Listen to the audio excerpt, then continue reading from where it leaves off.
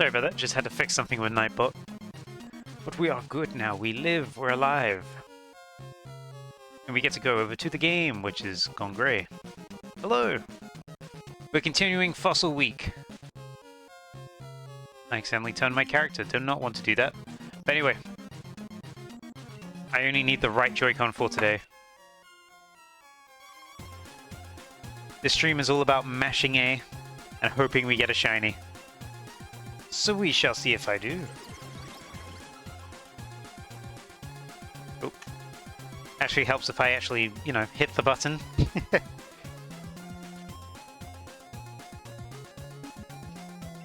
Imagine if I got it first shiny of the stream. Or first encounter of the stream.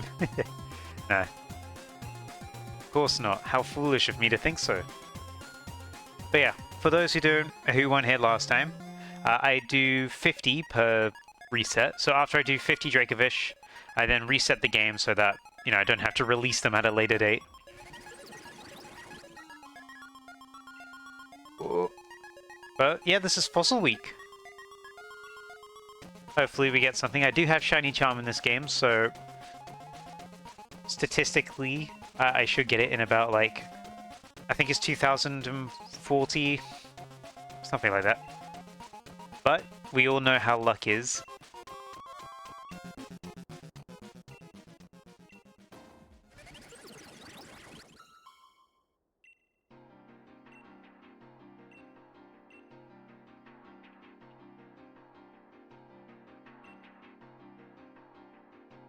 Yeah, this should be quite a chill stream. I'm not going to have to pay too much attention to the game as opposed to if I was Scarlet and Violet hunting. There I need to keep my eyes peeled. The most I need to pay attention to this is whether the Dracovish is shiny when it's still on screen and me remembering to actually hit the counter button. Last stream I was forgetting to hit the counter so much. Will I get the shiny fish tonight? Maybe. Who knows? It's a mystery. No, I don't want to add it to my party. No, no, no. Back to the box with you. You know, obviously I'd love to get a shiny sooner rather than later. I can't necessarily complain that I don't get it in the first 500.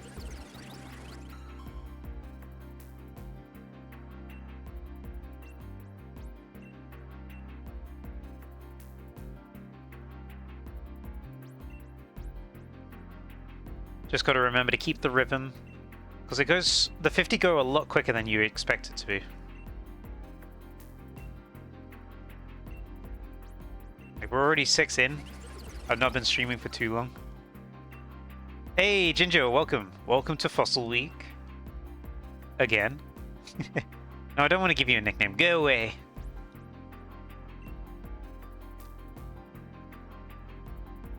Yeah, here's hoping we go through a lot of fossils today. Maybe even see a Dracovish. Unfortunately, I did not have time to prepare a second amount of fossils. So if I do get Dracovish today, I will go and grind a lot of watts so I can get more fossils so we could try and do Arctozolt. Not Arctozolt, Dracozolt, that's it. I want a lot of fossilized birds because I really, really like Dracozolt.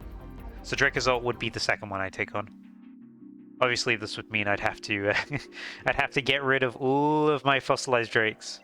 No, all of my fossilized... I forget which one it is. Fossilized fish, that's it. Fish is the one I'd need to get rid of. Because there's drake, bird, or is it dino? I can't remember. Oh, hit the A button again. Oh, maybe it's fish, bird. Oh, fish, bird, and then drake and dino.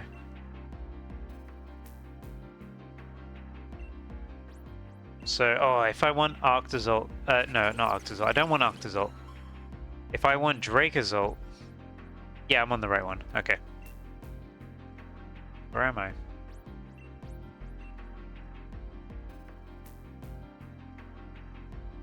No, I'm definitely on the right one. I'm getting confused. I'm confusing myself.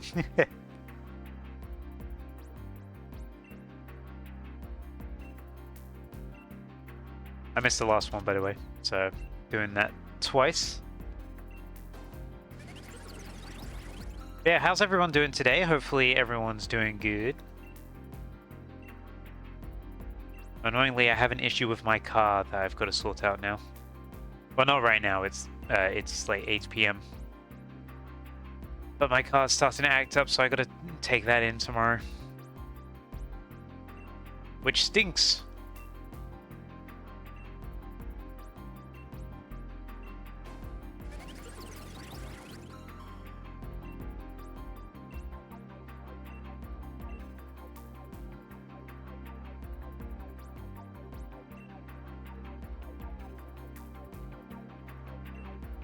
Hopefully it's not too expensive to fix. I'm hoping it's just a sensor gone wrong. But I had my car knock me down to like half the speed it should have been able to do on a motorway, which wasn't fun. And I had 4 passengers with me in my car. I was like, oh, this isn't the right time for this. So I'm not going to be driving anywhere until I can get it fixed, which hopefully I'm going to be able to get it fixed tomorrow. But we'll see, we'll see. If not, I'm not too disconnected from trains. Trains are just expensive, though. That's the annoying thing. But we shall see.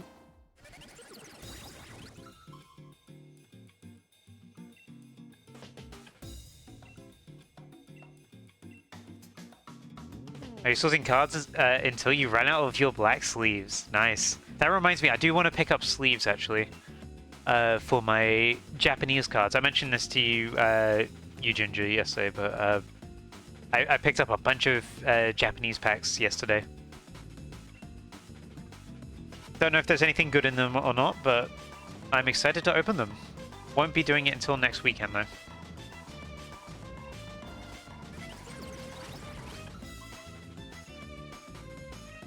But I should get sleeves, and I do need to get another binder. I'm just going to get a plain office ring binder, to be honest. But I need another one. My current one is too overflowing and the rings are broken. I'm looking forward to seeing what I get in the packs.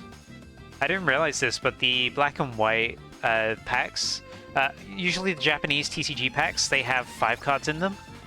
Black and white has 7 each. I didn't realize they did that. Also, welcome PokeWolf 9000. Welcome to the stream. Hope you're doing well. Oh, I forgot to hit plus. There we go. The counter goes up.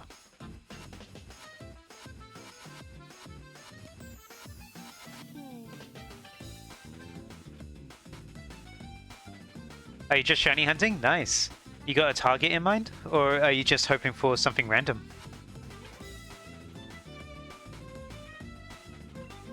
More cards for more luck, yeah. That's double the chance to hit it big, baby.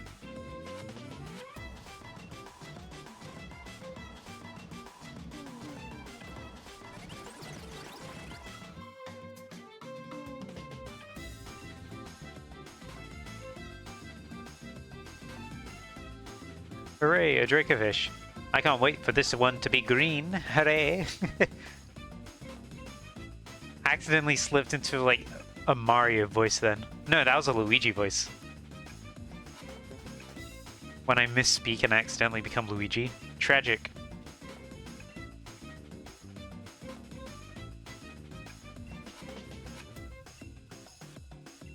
Oh, you're Masuda methoding for Galarian Mr. Mime. Ooh, really nice one. I just finished hatching all my leftover eggs from your Nickit hunt. In total, you hatched about 1,660 eggs, and you got 4 shinies, and that's really good. Wait, hold on. I'm just trying to think. It depends if you had shiny charm or not, I guess. But isn't Masuda method is 1 in 512, if I'm correct? Is it?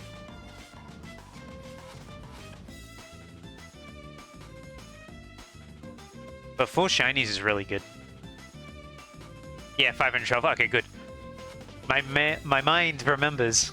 My mouth doesn't. My mouth is speaking a lot today. I didn't do any vocal exercises. And now I'm, like, ruining every word I say.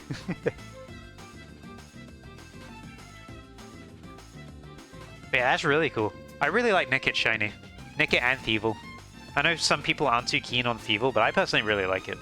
It reminds me a lot of Swiper from Dora the Explorer. But best of luck on the Galarian Mr. Mime. That's a really cool shiny to get.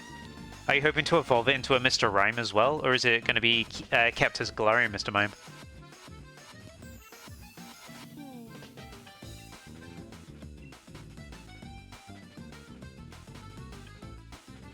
I've done the hunt you're doing once, but it was for... I was for the one that looks like a sick iceberg. Octavish. That's got to be it, right? Octavish? Yeah, I don't have the materials for Octavish, unfortunately. I had the materials for Dracovish, which is my #1 most wanted, fortunately. If I do get Dracovish early, I am planning on going for Dracozolt afterwards, which does require me to grind some fossilized birds, though. I don't have enough fossilized birds right now. Oh, and you are going to make it Mr. Rhyme. Nice. I really like Mr. Rhyme shiny. I love that it goes all, like, sepia tone. I don't think I hit the plus. By the way, if if I don't hit the plus or I hit the plus one too many times, let me know. My memory is abysmal. I'm trying to keep as accurate of a count as I can. Obviously, sometimes numbers will go a little bit astray, but it's just for rough estimates. But if I really go off the board, that's gonna throw me off. You're the #1 Pokemon player? Nice.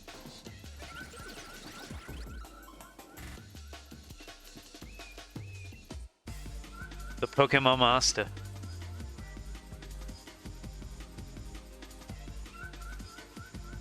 Let's send you to a box.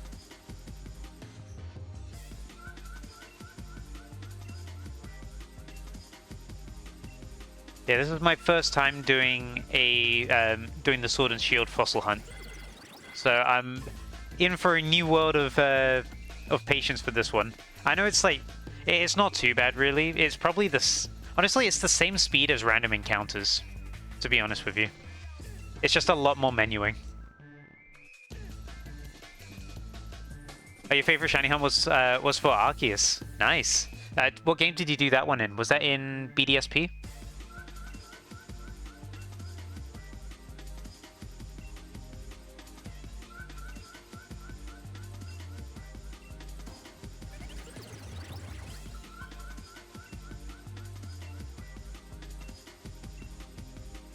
Yeah, BDSP is the only one you can get in. Oh yeah, that's true. I just didn't know if you did the action replay trick to. Well, I say action replay trick. If you went into Gen 4 and you hacked your way to the Hall of Origin, because I know some people did that as well.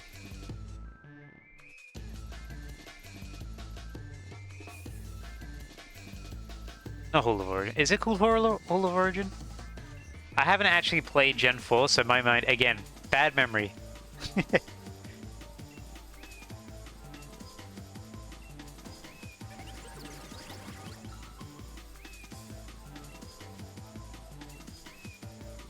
Pretty sure it's called Hall of Origin.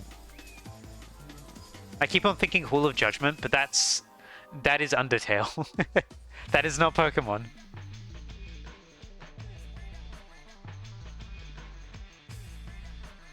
Longest hunts you've done are legendary and alpha hunts. Oh, nice. What would you say has been your longest hunt so far? Alpha hunts were fun to do. I did do a few alpha hunts in Legends Arceus. Like I did that trick where you have a massive mass outbreak, override an alpha spawn. You destroy it. You get rid of the massive outbreak on that spot. And then you hit the save button, and then you reload the game, and it spawns in a new instance of that alpha. I did that to do a shiny alpha soft reset a few times. That was a fun one to do. Oh, nick it just because there's so many eggs. True.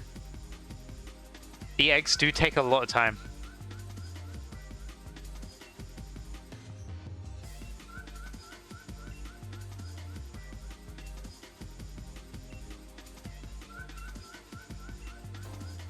My current longest shiny that I've been trying to get, my longest hunt, is still ongoing. I've phased on it 14 times, but it's in the Super Mario Mon ROM hack. for Pokemon Emerald. I phased 14 times for like a 30% spawn rate Pokemon, and it just hasn't showed up. Oh, sorry, Mario Capture, I should say. I'm doing going after Spike Top in that game, but I keep on getting rarer Pokemon. Well, rarer captures. I keep calling them Pokemon.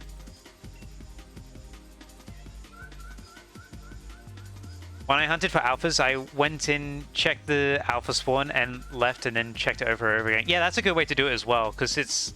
I think the method I did for the massive mass outbreaks to override the spawn and then you soft reset, that one is very limited to, I think it's only about 12 different alphas get affected by it. So your method gives you much, much better options. You think you've gotten like 7 alphas? Nice. I'm trying to think how many I have. I either have 6 or 7. I remember I got a whole team worth of shiny alphas. I just can't remember if I got one more than a team's worth. Whoops. Did not want to add you to my party.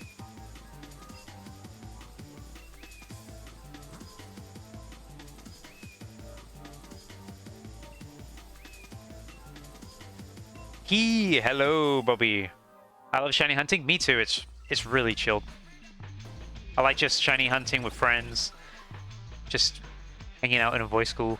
Also doing shiny hunting challenges, that's really fun as well, because I like doing themed shiny hunts, where I choose a theme, and I then choose a bunch of different shinies based on that theme, and I go and hunt them. So like, for example, recently, you can find it on my YouTube channel, I recently did a Donkey Kong Bonanza theme shiny hunt, where I decided I'm gonna, for each of the Donkey Kong Bonanza power-ups, I want to find a shiny to represent each one. And I went and shiny hunted it. It's just, it adds an extra flavor to shiny hunting for me. I like being able to do that. Why I no stream yesterday? I was busy yesterday. You got 5 Frigibacks? Wow. From the same outbreak. Have I played DK Bonanza? Yes, I have. I really, really enjoyed the game. I will say be careful of spoilers as a heads up, by the way, because I know some of my regulars, they have not played Donkey Kong Bonanza yet, and they do plan on doing so. So just be careful of talking about spoilers.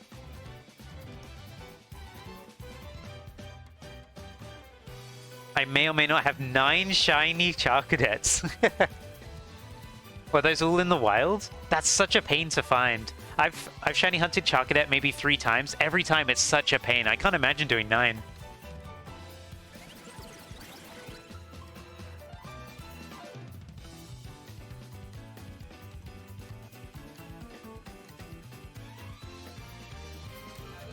He is banana.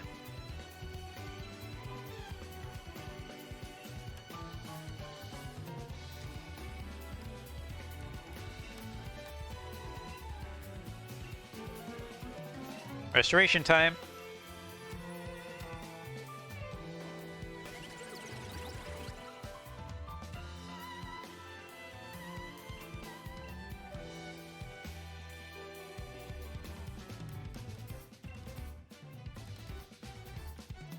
Are you 100% DK? Nice. That's something I definitely want to do at some point. I've not gone around to it yet, but it's such a fun game. I absolutely want to 100% it. I'm in the post game at the moment.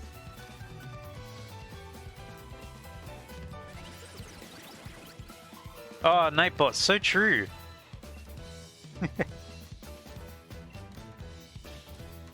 It's kind of grindy. Yeah, it is. I've already hit the grind already. I've done most of the post game. It's just grinding up so I can do the last part of it. That's fine. I like messing around in the game anyway and just finding stuff. So I'm just gonna play through it naturally. I don't plan on doing a walkthrough. I'm just going to try and see if I can do everything in the game, especially since you can buy hints for where all the bananas are. So I'm going to do that. You know, try and find some banana chips as well. Because at first I was like, I'm going to treat this like all unique bananas. I'm not going to use the shop more than once. And then I get to the post game and I'm like, oh, I kind of need to spend my banana chips. Oh yeah, so much digging. I've got yeah, I've got the elephant ready. Elephant is the first thing I maxed out. Pauline's mining outfit as well.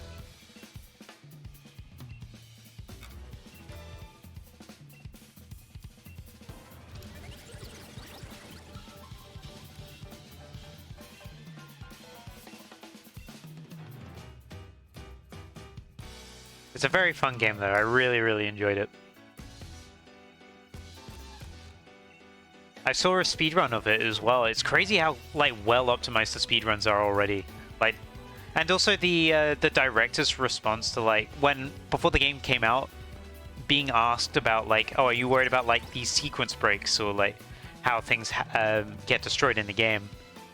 And the director was just like, yeah, this game's all about destruction. Please experiment with the game. We know about sequence breaks. Just mess around. I thought that was really cool. Oh, I didn't hit plus. Whoops.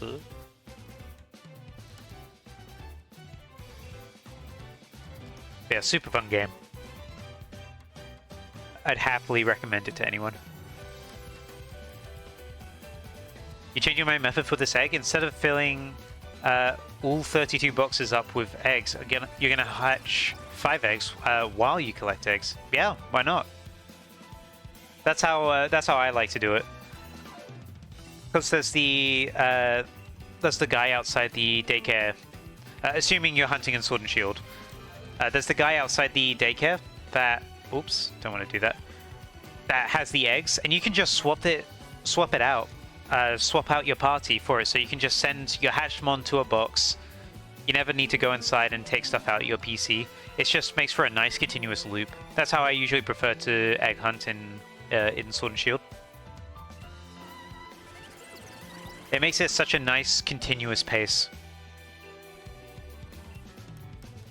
You made a driving in my truck right after a beer parody on shiny hunting. Want to read it? I'll read it later, but that's just a funny sentence to read. Also, welcome, Zoppy. Last time I filled all 32 wow, that's a lot of eggs. Yeah, I can see why it took you so long. Yeah, I just sort of, with Sword and Shield eggs, I sort of take it as a come-as-you-go thing. Like, you breed as many eggs as you need because they don't stack in the daycare. So you take one, replace the one you just hatched, and you just keep going. You know, as in that one Asgore meme? Yeah, I understand the meme. I'll read it later.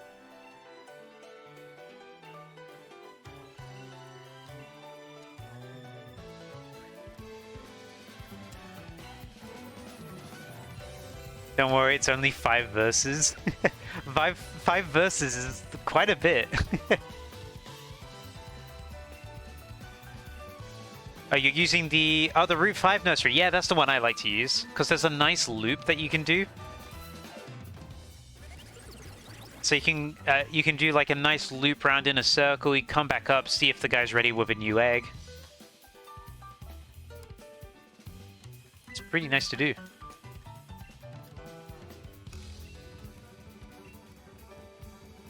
That's the one I prefer. I don't like the one in the wild area. The wild area one I find I mean, sure, you got a bit more freedom to move around, but it's a bit more laggy. Oh yeah, sorry, I'm misremembering. Yeah, it is a woman that that holds the eggs. I keep thinking whenever I think of the person that stands outside the daycare, in my brain all I think of is the old man outside the Hoenn daycare. That's all I see whenever I see that person. How dare you? I'm joking. Yeah, no, that's my memory. I told you, my memory bad. I only remember Hoenn old people.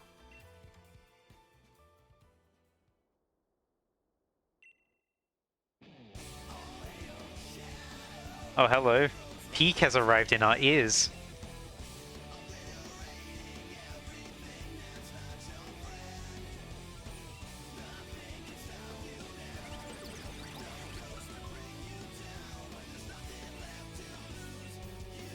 I think this is the first time this song is played on stream.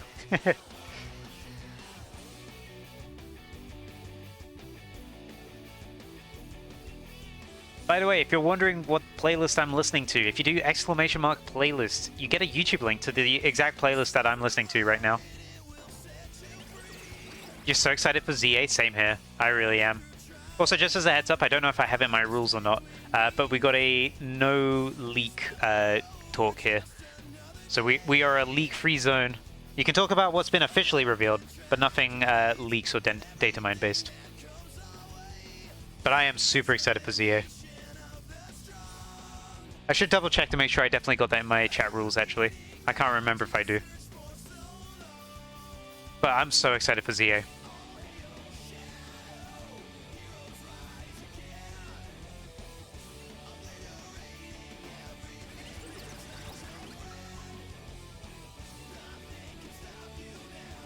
Oh, it is? Okay, great. Thank you. Thanks for checking for me. You've saved me forgetting to check it after stream.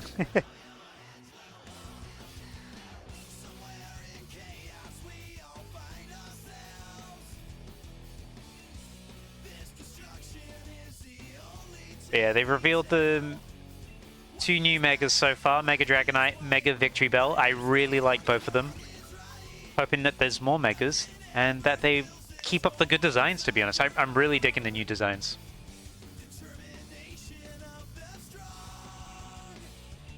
Oh, I didn't hit A. There we go.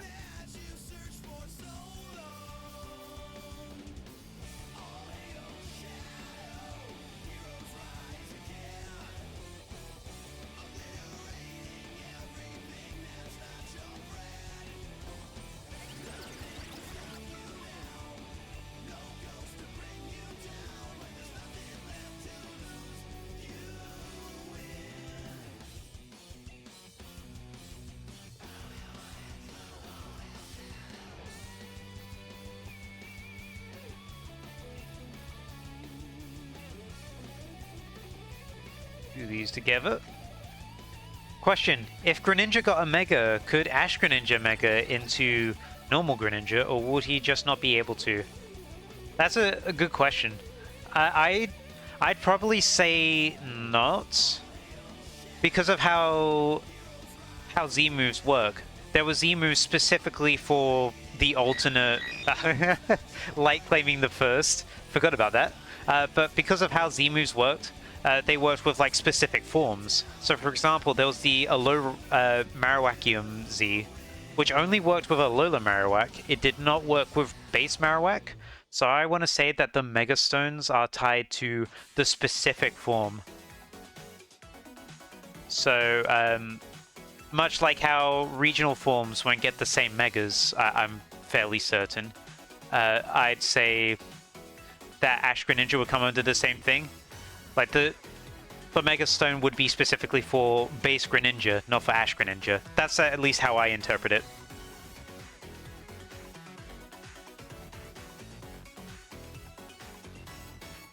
Could always be wrong, but that's at least how, what I think is going to be. It's intended for a specific form, and I think if it was for something else, it'd have like the name in front of it, like yeah, again, like Alola Marowak Z.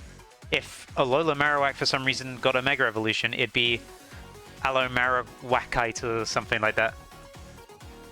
I mean, but Greninja is still Greninja. It would, I would think he would be able to, but he just turns into a normal Mega Greninja. Maybe, but Aloe Vera Marowak. You'd say that, but I feel again it's very situation dependent, I think. Let's say, for example, let's talk about Gigantamax, for example. Gigantamax Pikachu. Like, yeah, it has to be a Pikachu that can Gigantamax. But the Pikachus with the hats, they don't work. It has to be a base form Pikachu, and I think it's going to be following the same sort of rules. P. Slowbro. Yeah, I don't know how they're going to do Slowbro. Well, I mean, we already know how they do Mega Slowbro, but there's no there's Galarian Slowbro. I don't think that's going to get a Mega. I don't think we're going to see Galarian again for a while. Yep, I forgot to hit yes.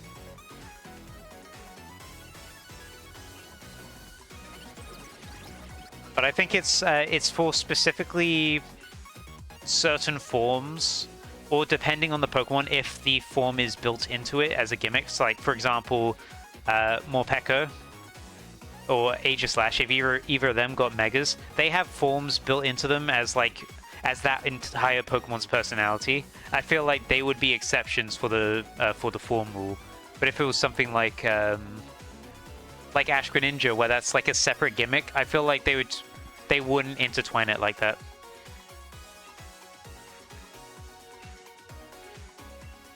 Unfortunately, Ash Greninja is dead. They have full-on killed Ash Greninja. Battle Bond no longer turns Greninja into Ash Greninja, so I guess we will forever be wondering. See, but this all matters in Champions because we can get Galarian Slowbro and Mega in the same game, so that game we'll be able to test. Yeah, we'll definitely be able to test, but I think it's going to be for base form only. I think if there was going to be a Mega Galarian Slowbro, it would require a Galarian Slowbro Mega Stone.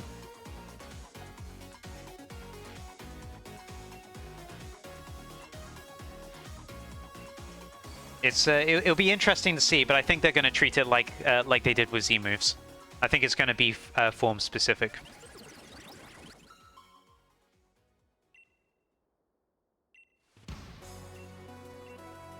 Ash Baby Greninja.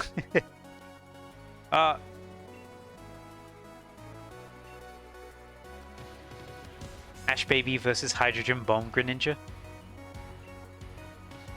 I hope they let you Mega them, but it just turns into the normal Mega. That would be funny, but I imagine it would immediately go from that's funny to, hey, this game's bad because there's a glitch. People would just start calling it a glitch and then calling the devs lazy again. It would be funny though, but I feel like everyone would expect the regional forms to have unique Megas.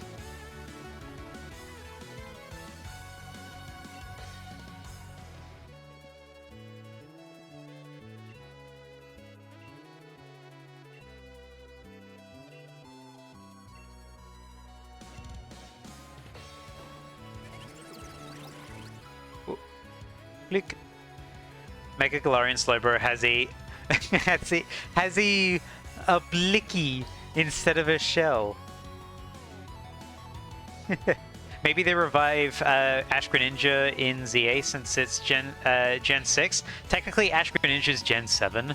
I hate to go all nerd emoji on you. Ash Greninja is Gen 7. Hopefully it comes back. I don't like the idea of removing forms. Especially when Battle Bond is still a thing. But hey, it is what it is, but I hope they do bring it back. There's so many forms that they're removing. Like all the totems, Spiky-eared Pichu, I hope they come back, because you can't have a true living dex at the moment because all these forms are missing. At least Ash Greninja can somewhat stay in home because it's a thing in Sword and Shield.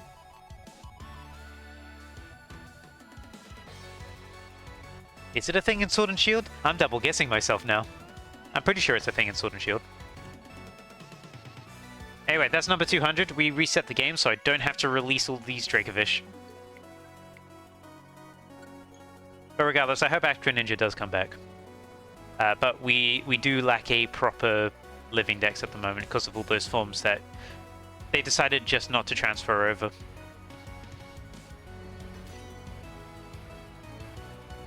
You can't have a true living dex because you can't get all 4 billion spinders. True actually. What am I talking about?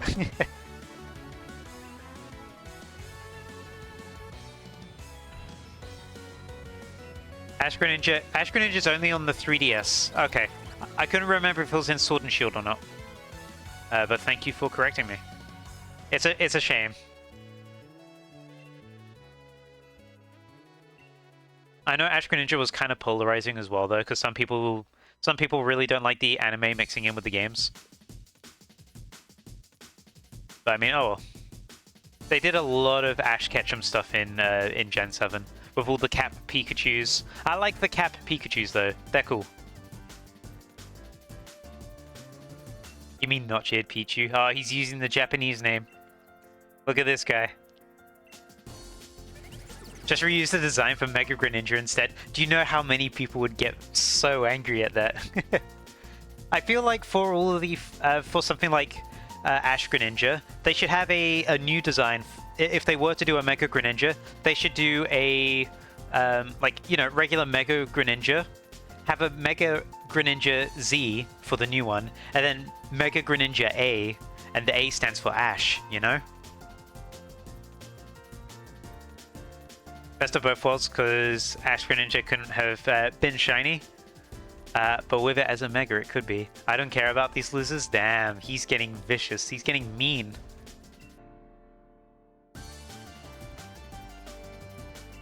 I will be honest though, reusing a design for a new form, I think is a bad idea. I wouldn't want that.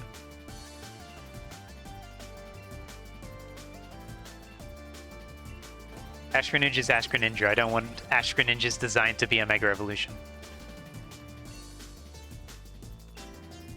Just a bunch of Wawa babies online. Oh, he's calling me a Wawa baby and a loser now.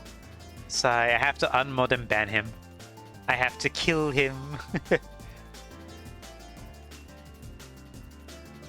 They should make Mega Charizard's Z's so they can make more money.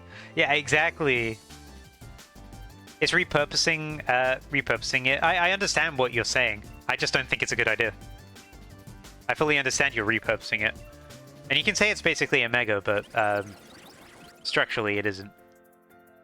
Like, it's the same way how Ultra Necrozma is basically a Mega. It's basically a Mega, but it isn't at the same time.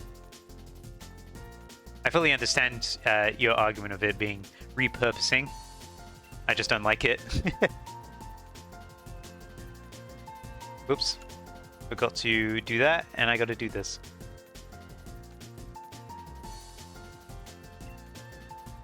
I'd much rather Greninja had a new design on top of that. Greninja deserves more.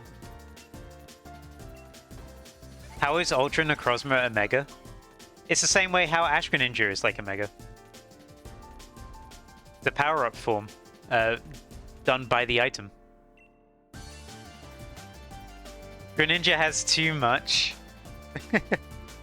Greninja has Ash Greninja, and that's kind of it.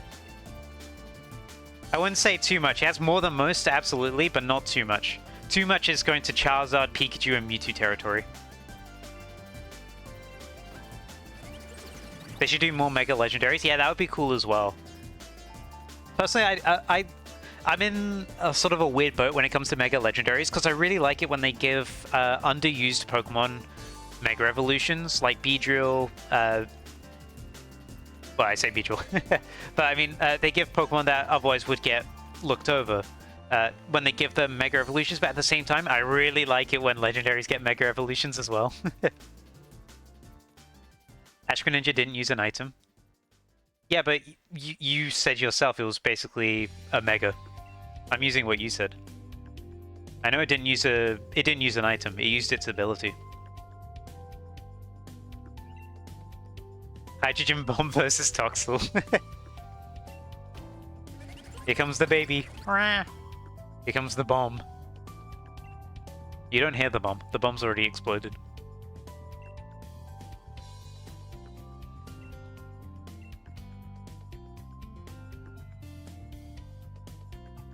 They should make the whole story of ZA. In design, stats, and ideas, yeah, where UN is cool. UN is closer to Black and White Kyurem. I'd say I personally disagree. I'd say it's a mix. I'd say Duskmane and Dawn Wings is closer to Black Kyurem, White Kyurem, and then Ultra Necrozma is like as if there was a Mega Kyurem that came from both of those forms, you know?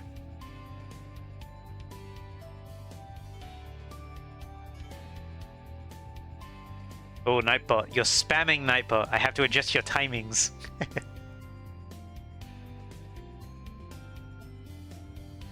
Oh, but looky, a cool link.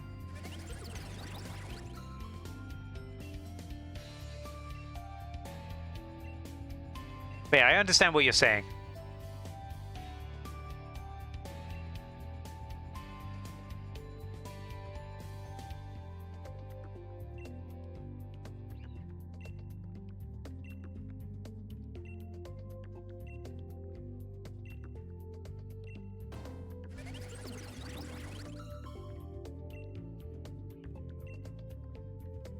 I hate that we can't use Ultra Necrozma anywhere else other than Sun and Moon and Champions. Yeah, it really does suck, but I'm very much looking for... Well, if Z moves are in Champions. I don't know if we've seen Z moves yet. I hope Z moves are in Champions, because then we can get Ultra Necrozma to come back. I love Ultra Necrozma's design. It's so cool. Oh, they are? Oh, that's really good news.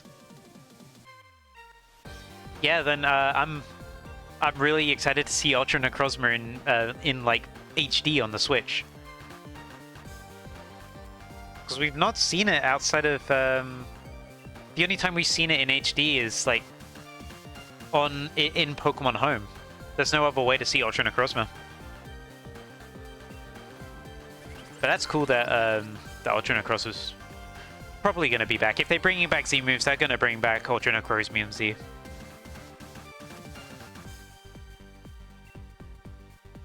Oh, they showed off the weird combination wristband with all the gimmick. Oh, interesting. I hadn't seen that yet.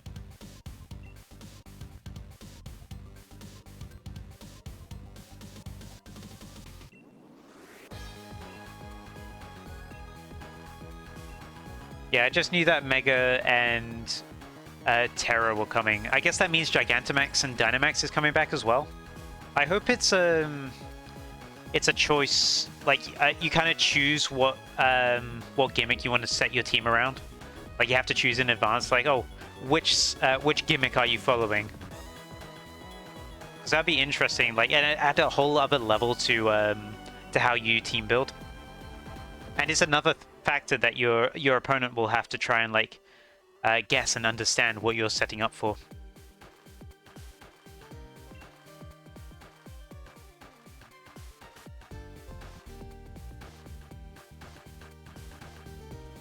Oh, the wristband's just all in one. Interesting. But I guess it's the same thing. You're going to be setting up for one of them anyway.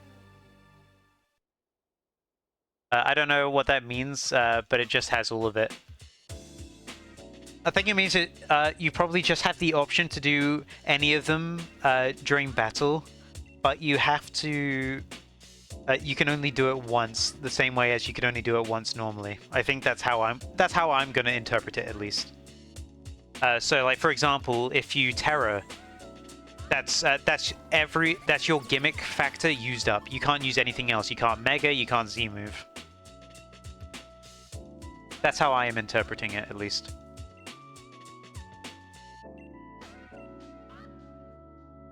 But interestingly enough, that might mean you can have every Mon be Terra ready in case your other gimmick backfires. So you can have Terra as like as a backup.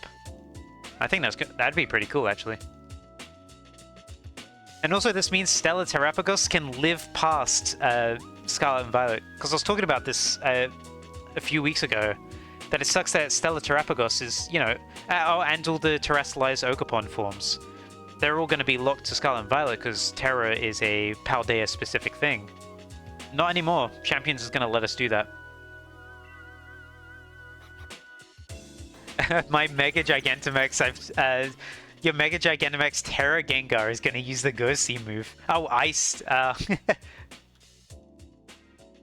Also, you know what this means? It means all those memes about about the what was it? Terra flying? No, it was Terra ground. Was it? I'm trying to think. The Terra Shedinja with the air balloon. That's going to be a real thing. Terra Electric with the air balloon. That's it. Terra Electric Shedinja with the air balloon.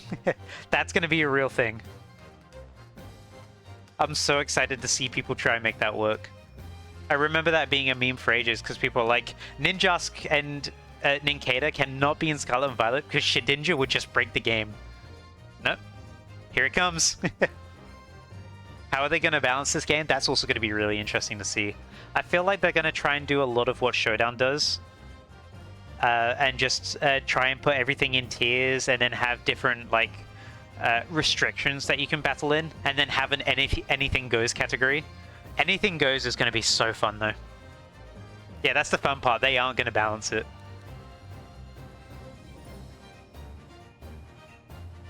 It's going to be complete chaos, and I'm all here to watch the battles. I want to see how, like, I want to see how Mega Kangaskhan is going to destroy, like, every Terra setup or something like that.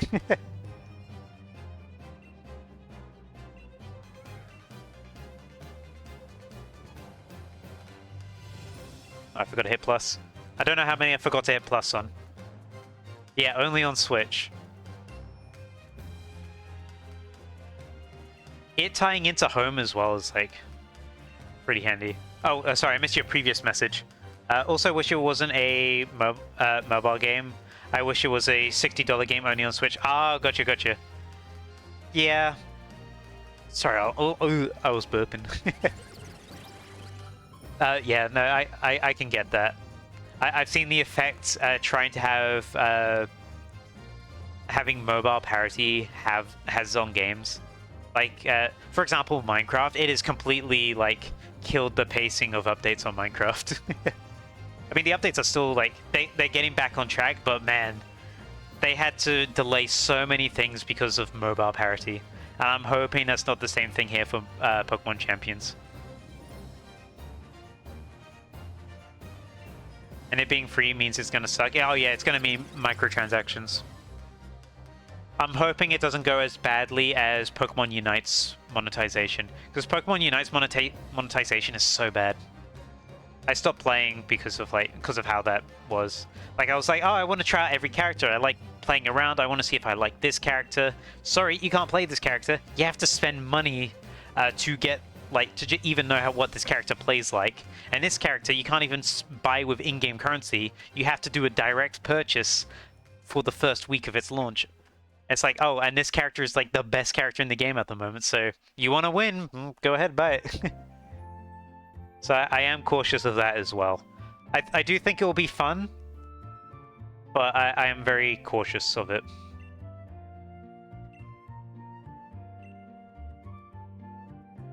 Just make it $60 Switch game only, and have it be every Pokemon, basically just make it Showdown, but better. Yeah, essentially.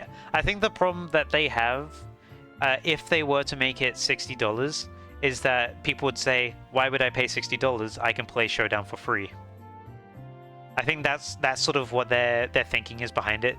They're thinking, we can't charge $60 for this service when already all the competitive players go to this website for a free service. Because already what Champions is offering, Showdown already does. That's the thing. Because Showdown, it allows you to have mixed gimmicks. Yeah, it has 3D models and cool animations. But you can also customize the sprites on Showdown as well. I'm fairly certain you can get plugins. I don't know about the animations, but you can get the 3D models on Showdown. It's just PNGs. Yeah. To be fair, it's when I say 3D models, it's GIFs of the 3D models. So it's not actually the 3D models. You don't get the dynamic camera angles. I should have phrased that a bit better.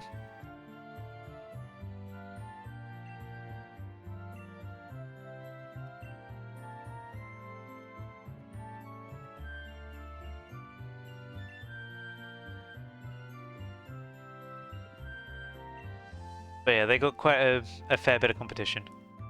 If Pokemon did it, we have 3D models, animations, easy online play. Yeah. It's also pretty accessible. I think it's cool that you're able to bring your your teams from home in as well. But then also you can get Pokemon in Champions as well. It's so much easier to finally adjust your stats in there. It looks like you can lower your attack IV finally as well. I need to double check on that, but that's something people have been asking for ages. Like especially with the request for the Rusty Bottle Cap, because you know you don't want your special attacker taking excess damage from confusion, or you don't want your Trick Room setup to be extra fast. So it'd be cool to see, and also people would set it up for. They'd use it to also set up their teams for like Scarlet and Violet Online as well. I'll definitely try it out. I just hope the monetization isn't horrendous because it's free to play. And also because it's mobile. Mobile games are inherently very greedy.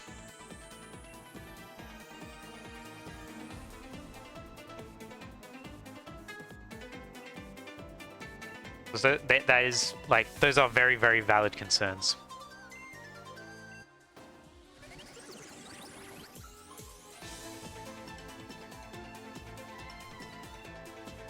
Also, gotta hope that they don't use champions as an excuse to not focus on competitive play in a future game. Like you'd hope that they have you'd have full online setup when you buy a new Pokemon game, but it could be that they say, hey, transfer this to champions instead. Although to be fair, you can't transfer everything to home straight away on a game's release. So it could be that they have this set up anyway so you can play it until home support is ready. So it could be that my concerns are over nothing. You have no hope for champions if it isn't just Showdown but better. It's gonna suck, but people are gonna play it and act like it's good when it's not. Yeah, that's the thing. Some people will play it not knowing about Showdown. So it's one of those things that's like, it's a really good idea, but it's all about the execution. It doesn't matter if the idea is good if the execution of Champion sucks. Because already Showdown is good execution. Whoops, that's the wrong thing. I think I hit... I forgot to hit plus there. I gotta get better at remembering. I'm also slowing down on progress. I'm thinking too much about champions now.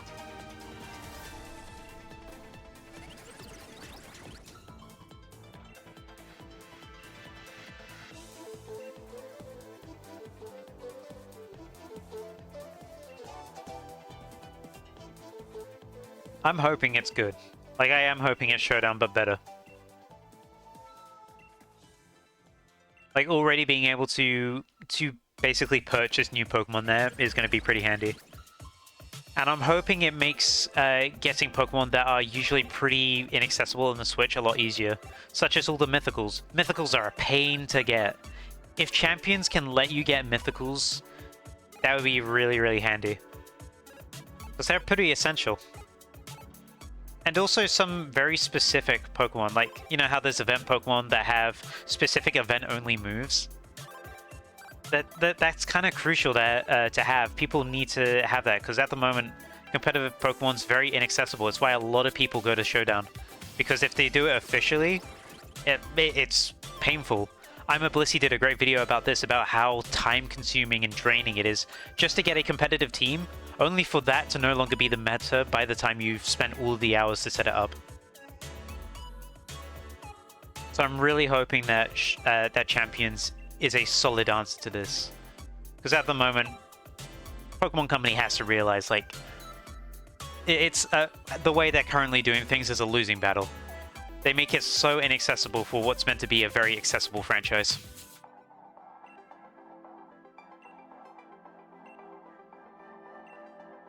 I think I'm a Blissey did a follow-up video actually, because I think the first one they did was for Sword and Shield, and then they did a follow-up for Scarlet and Violet, basically reiterating the same points. Like, yes, steps have been made, but it's still bad. But really hoping Champions works out. And to be honest, I'd be interested to see what I'm a Blissey has to say about Champions, whether it fixes the problems.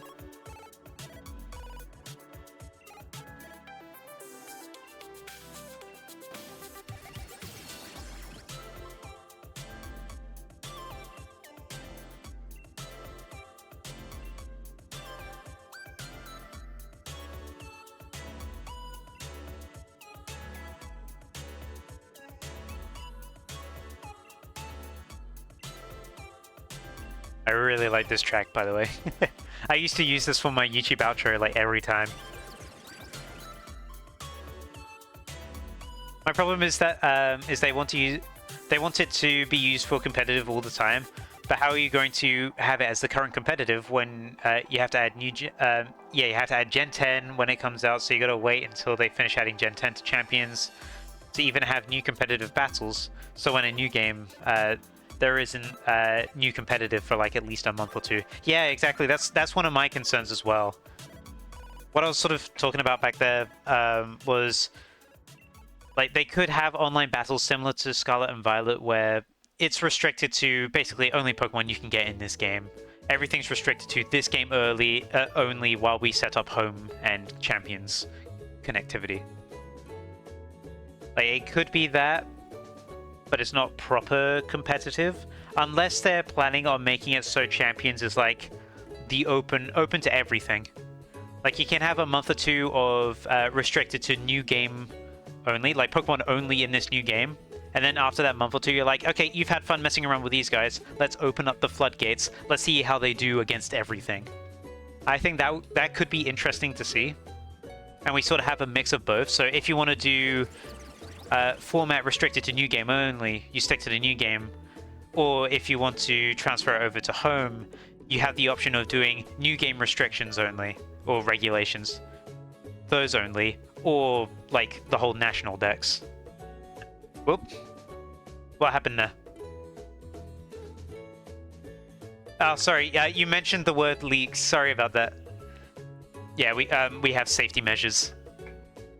Did you get timed out? Hopefully you didn't get timed out. Let me see if you're timed out right now.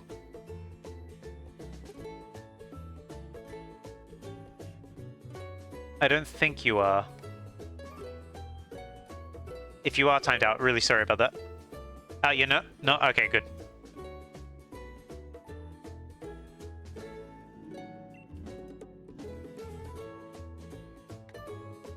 Don't worry about that warning. It's just there as like a, hey, don't do this. But yeah, I'll read your message out loud anyway. So you said, so they have to add a Gen 10 mons to champions before Gen 10 comes out, so everything is just going to get leaked. That's another really valid concern. So yeah, that's also another problem, because yeah, they get leaked like crazy. I think they're going to do it the same time that they do home connectivity. They're going to wait about a month or two before they do it, and we'll just have to play with the in-game stuff, really, the in-game matchmaking, like how Scarlet and Violet was. I think that's essentially what's going to happen, and then they open the floodgates and say, "Hey, go on Champions now." The problem they have with that is that Showdown is going to be prepared. Showdown is going to have everything available day one of the new game. That's the extra problem that they have. The Showdowns are always prepared for it. They get all the information as early as they can, so that people can start battling as early as they can.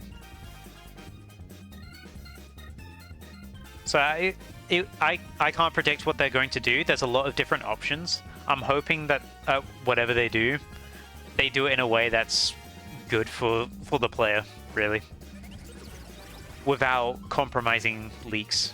Because I don't want leaks either. I much prefer discovering designs as I play through the game casually for the first time. And leaks do kill that for me. When you have to add Gen 10 before Gen 10 comes out to a game that is a live service game, everything is going to be unwantedly seen. Yeah, exactly. Like, things where live services leak all the time. Like, even if it's the top live service game, Fortnite gets leaks all the time. I mean, I remember Peter Griffin got leaks months before the big reveal.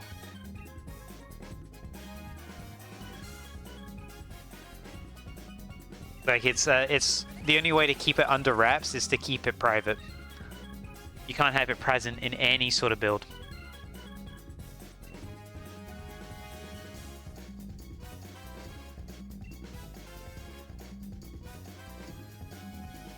Because people will find a way. There's people that, I mean, people like to data mine for fun. And if they find something that's not intended to be seen, well, at this point, like, with the internet being how it's been for the last 20 years, you got to be more careful about what you release on your builds, because people will look into it to figure out how everything works, because you know how like people like to take apart watches to see how everything works and put them back together. People like to do the same thing for games, and they will find something that you don't intend them to find, but if it's present, they will see it. Because I assume they're adding the mods to the game before it comes out, because Mega Dragonite is already in Champions. That's true, but Mega Dragonite Champions is coming out much later than... I want to say it's coming out a month after Champions. Sorry, Champions is coming out a month after ZA, isn't it? Let me look up Pokemon Champions release, actually. When's Pokemon Champions releasing? Because if it's the same... Okay, they just say... Oh, they say 2026. It's not even coming out this year. So we got a lot of time between ZA and Champions. So it could be that they're just using it to tease Mega Dragonite and say like, hey, Mega Dragonite is going to be in this game, by the way. ZA Pokemon are going to be in here. So it's it could be, because it's coming out in 2026, that's easily, at minimum, 3 months since Mega Dragonite has come out, since ZA has come out. So naturally, everything will have been discovered by then, casually.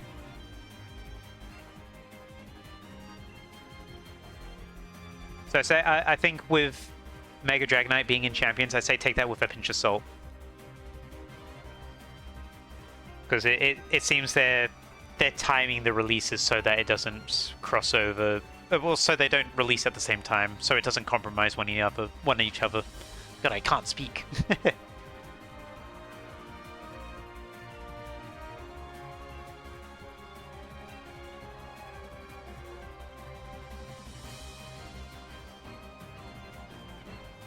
Ding dong.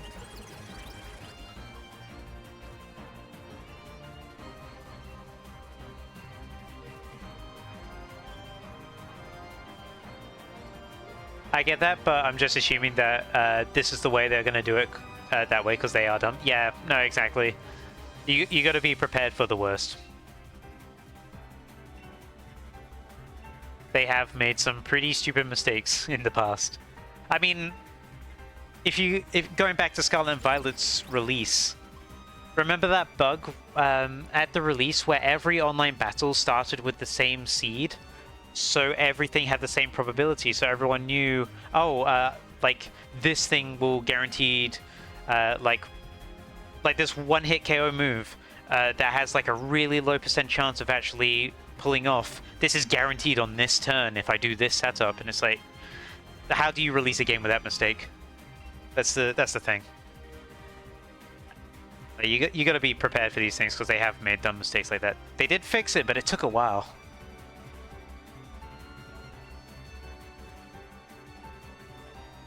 I did that plus way too early. Whoopsie.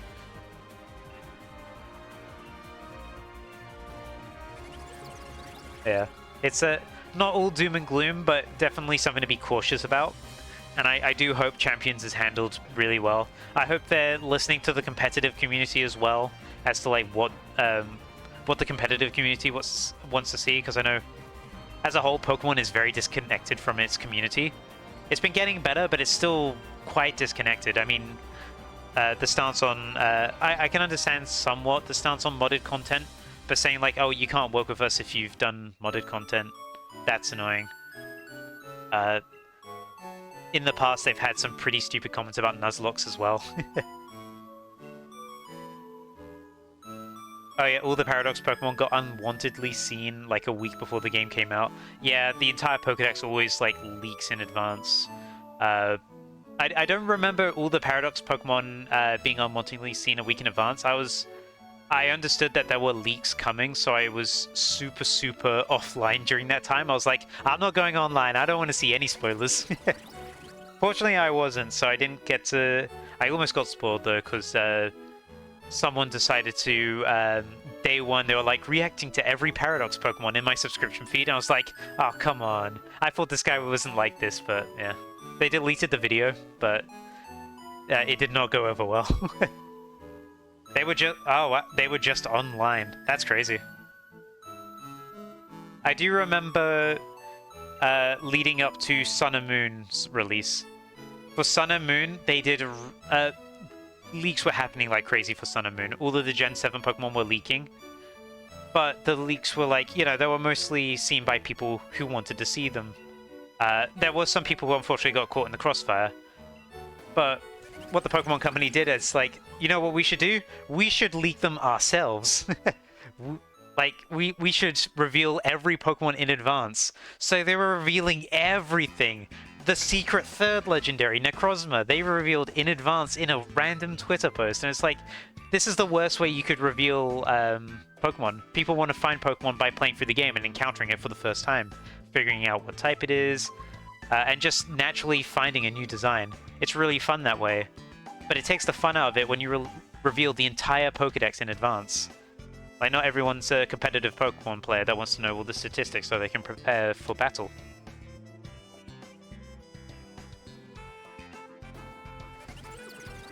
People didn't know what they were, but there was all of them.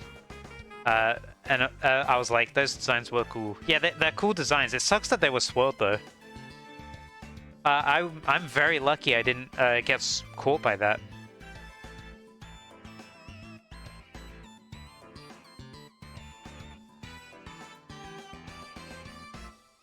Whoops. Pressed the wrong button. Yeah, I'm very happy I didn't get caught by that.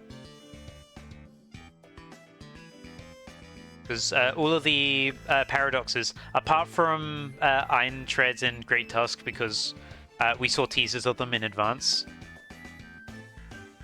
I naturally discovered as I played through the game. And it added a lot to the experience, just being able to naturally discover new Pokemon and being like, whoa, what is that? What is that thing? It was really cool to see.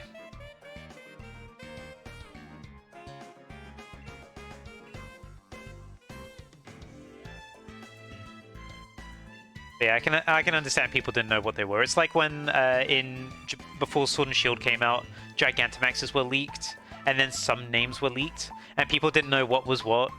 I remember my favorite example looking back is people thinking that Gigantamax Grimmsnarl was Eternatus, because they didn't know what Eternatus was, but they didn't know Grimmsnarl had a Gigantamax, so they saw Gigantamax Grimmsnarl's sprite. They didn't see the model. They saw the sprite in the, you know, for the battle menu, and they were like, is this Eternatus? This guy's huge!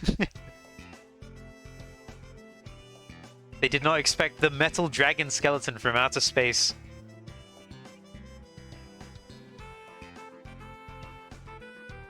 But yeah, I try to stay away from leaks where I can. It just makes the game more fun to discover things as we go. Obviously, they'll want to announce stuff in advance. If they announce things in advance, I will watch it, because I take that in as like, this is the intended way to discover this thing, because they're revealing this information in advance for me to, you know, to look at before I play the game. And then sometimes I won't look at it if it's too close to reveal and they do like, here's a final trailer. I'm like, I'm not gonna look at that because it's gonna have like a big punch at the end of the trailer to get more people to buy the game.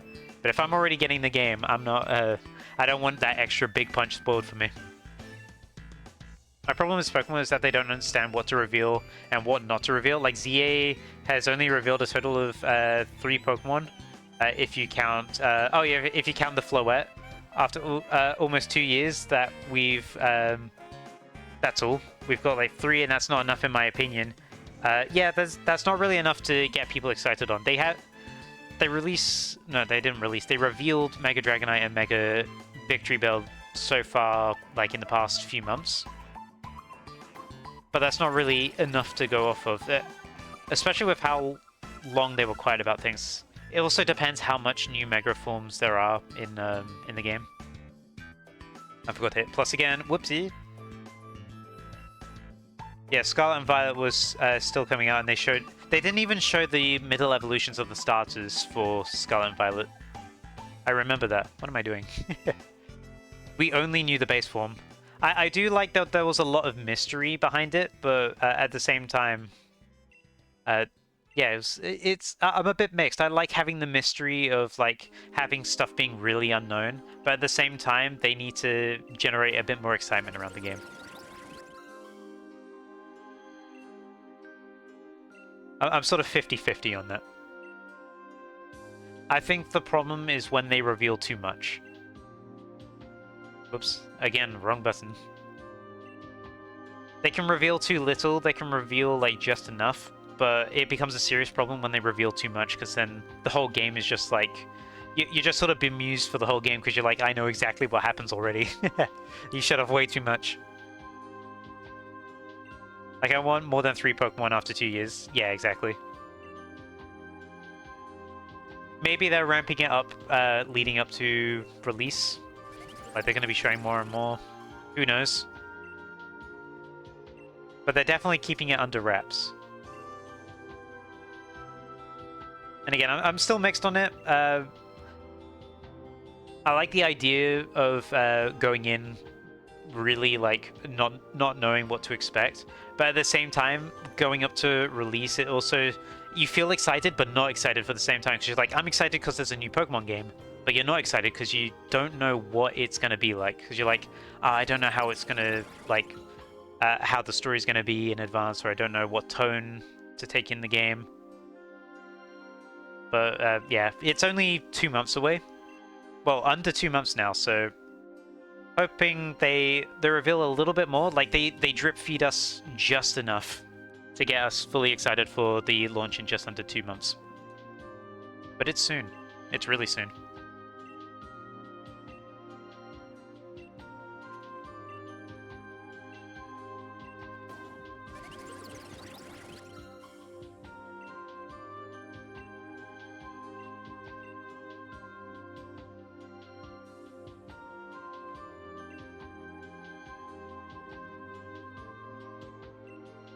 You've been a bit spoiled on ZA, but it's fine. It's fun no matter what for me, but I hate that some people who don't want to see it that see that. Yeah, exactly. I got a mild spoiler on thanks to someone posting a leak.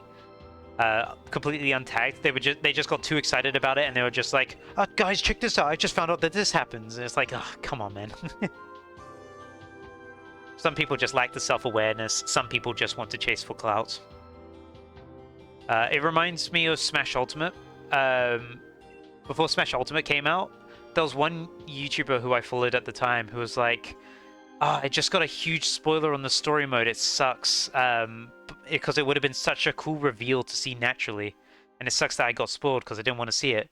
And then about 5 minutes later, they made a tweet saying like, by the way, if you're wondering why Marx isn't playable in Smash Ultimate, maybe they're a boss, wink wink. And everyone in the replies was like, you are such a hypocrite because you just spoiled way more people than that original person did.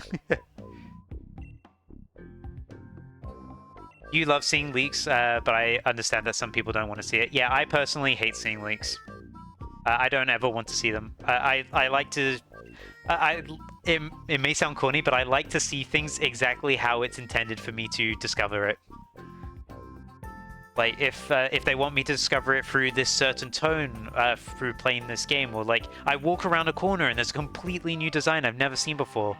That's how I want to discover it. I want to find it through that method.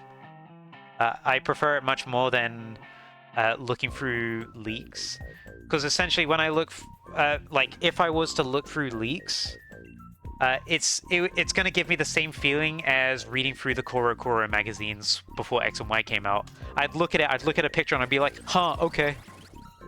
And I'd be completely bemused. Like, I'm like, cool, that's a great design, but it's such a boring way of revealing it. Like when they revealed all the Mega Evolutions in X and Y. Like, Mega Evolution as a concept was introduced because of Koro magazine. And it was just such a boring way to introduce something so completely new. On the thread the leak was on, was so many... Oh, God. Yeah. Not gonna read that part out loud, but... Jeez. Well, they certainly love Pokemon.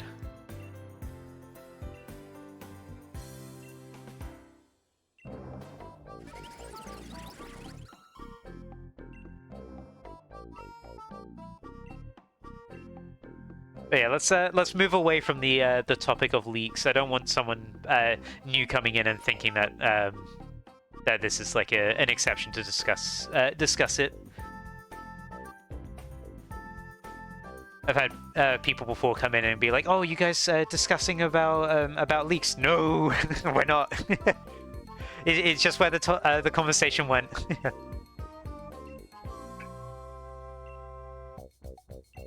Oh, we're gonna reset the game after this one. Pretty sure we've not had the shiny yet. Unless I've been completely blind and missed one. I'm pretty sure we've not had the shiny yet. I'm gonna double check before I restart the game.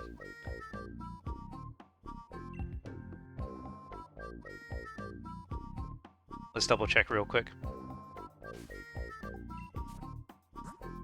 It'll show me here with the star, right? Oh, let's check. Yeah, it'll show me the star if it is. But I'm pretty sure we had no shiny yet.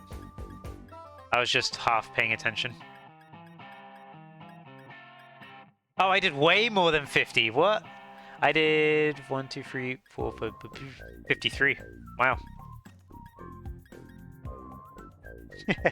Whoops. That's me counting. I love counting. So well, I do it poorly. Right. Let's restart the game. I'll still reset at like when I hit 300. I like doing it in sets of 50, but I did go a little bit over. Whoopsie.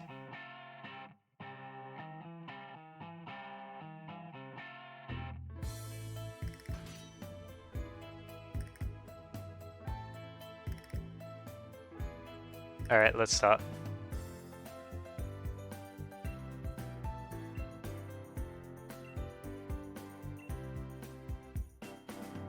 You love this emote. Yeah, it's such a it's such a huh emote. Like I'm trying to think of the best way to describe the mood. It's like sort of like, huh, okay then. But also like kind of smugly at the same time.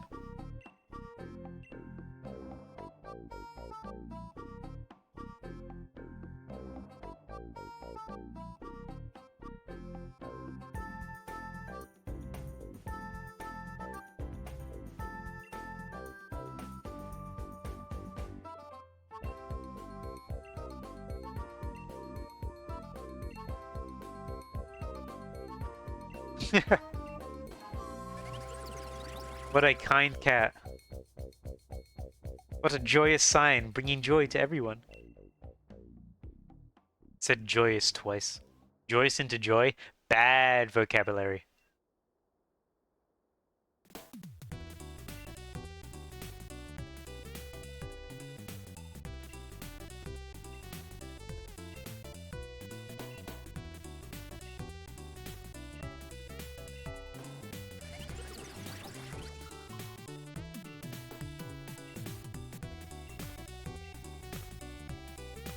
I always wondered, why do they have like a big statue of Diglett here?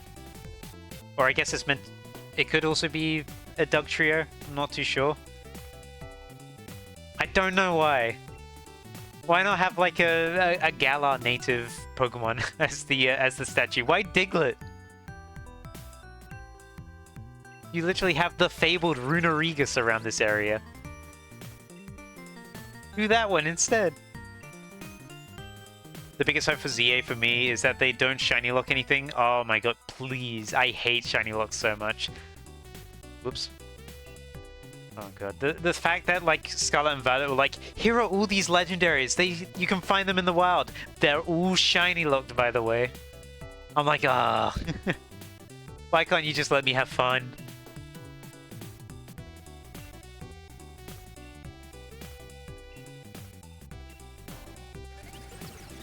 It'd be so good. Also with it was particularly bad in Gen 7. Like you couldn't soft reset for the Tapus, which was annoying, and then they just released them later as rewards for playing online ranked, and it's like that's really, really frustrating. Like, why would you save them for rewards? I just want to be able to like obtain them my own way.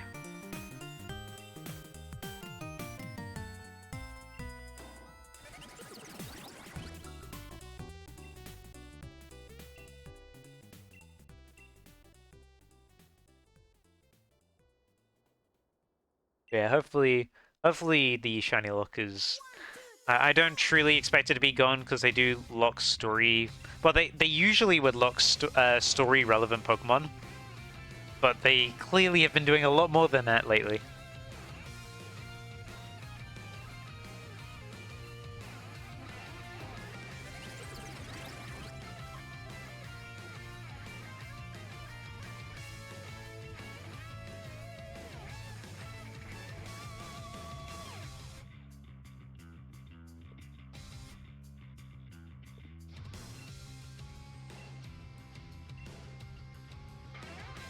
Combine!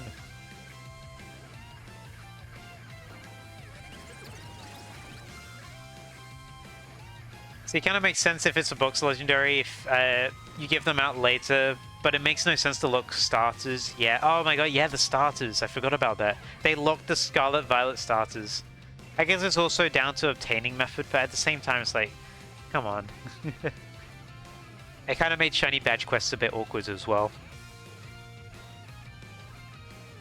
Because the first thing you got to do with shiny badge quest is replace your starter.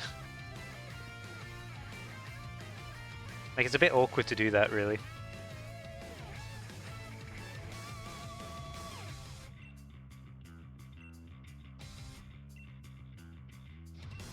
But yeah, it's just kind of annoying when they do that. I'm hoping they're more lenient in the future, especially now that they're fully embracing shiny hunting. I mean, they had at Worlds, they had a whole creator panel, not creator panel. They had a meta creator section for a bunch of shiny hunters. They had who was it that won? It was Shiny Catherine, Absol Logs, Blue Vector, and I believe it was Taylor. I think those were the four. I think it was Taylor. Oh yeah, they looked at Gen 8 ones as well.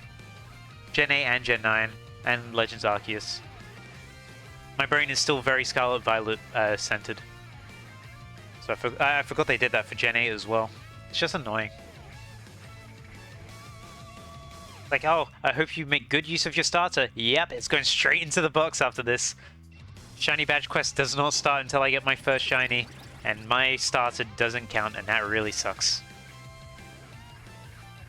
I was thinking about doing a Shiny Badge Quest at some point, but I just never got around to doing it.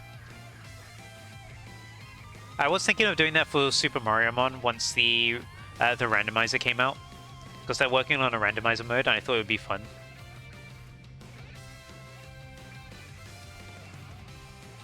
But that's going to be quite a way off, and I still have to finish that Spike Top hunt on Mario Mon.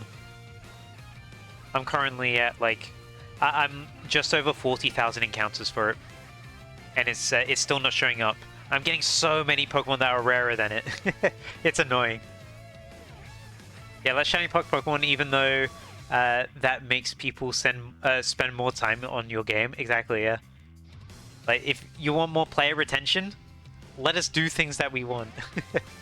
Like, if we want to spend hours on a game grinding for the alternate color palette of a Pokemon, you should probably let us.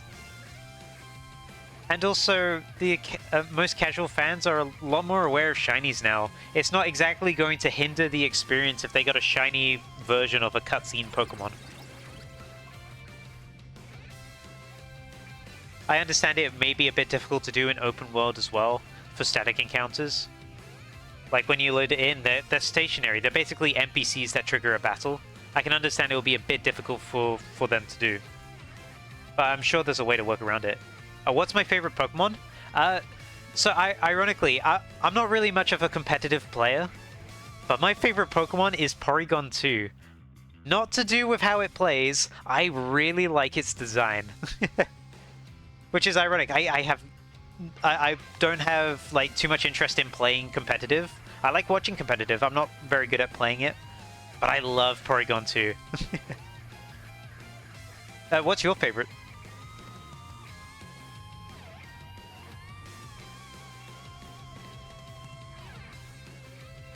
Your favorite is Meowscarada? Yeah, that's a really good design.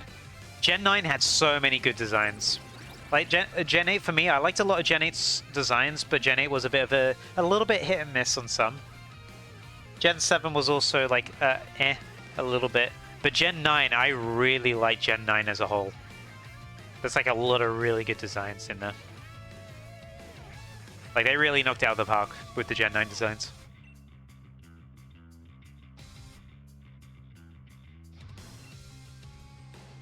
I should start hitting the revived when I, like, actually check if a Pokemon's shiny or not. I think doing it on the Fade to Black, I just keep on forgetting it.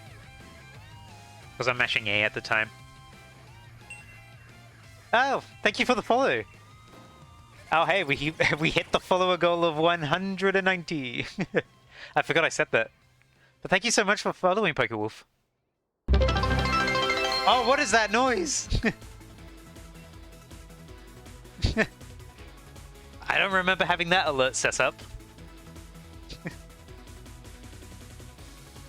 Huh.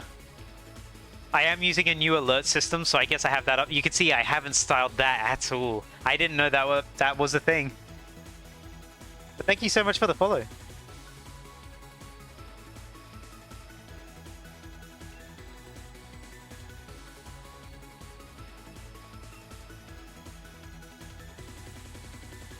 That scared you? I'm sorry. That came through so loud.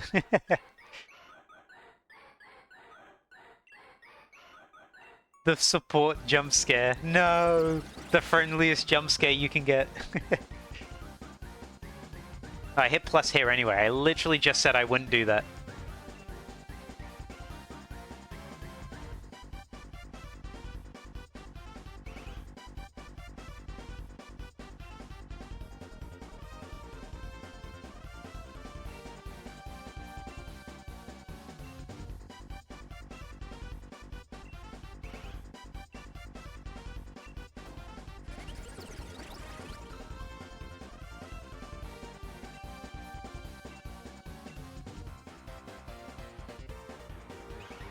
Deltarune? Yeah, Deltarune music.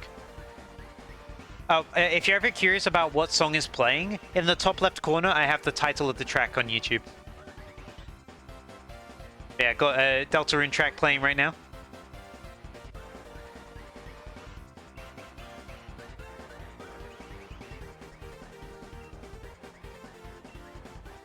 Deltarune's soundtrack's incredible. Really, really like it. I mean, Toby Fox is just a really good artist. You still haven't finished chapter 4? I highly recommend it. It's a very, very good chapter. And I will drop the conversation there. I don't want to spoil anything for you. But I'd recommend you finish chapter 4.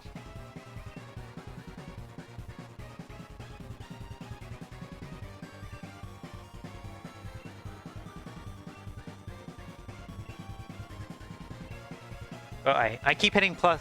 Now that I said I'm going to do it later, I'm now hitting plus consistently. You're on chapter 4, but you haven't finished it yet. Chapter 3 was like the best thing ever. Chapter 3 was really, really fun. And Gigi, you're holding out till all chapters are out? Ooh, best of luck staying spoiler-free, because you're probably going to be waiting at least like another 4 or 5 years. It's quite a way out.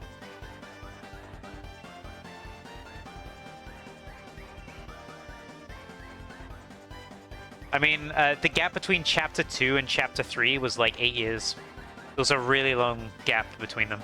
Might be a while, but I think it will be worth it. Yeah, best of luck. I hope you stay spoiler-free.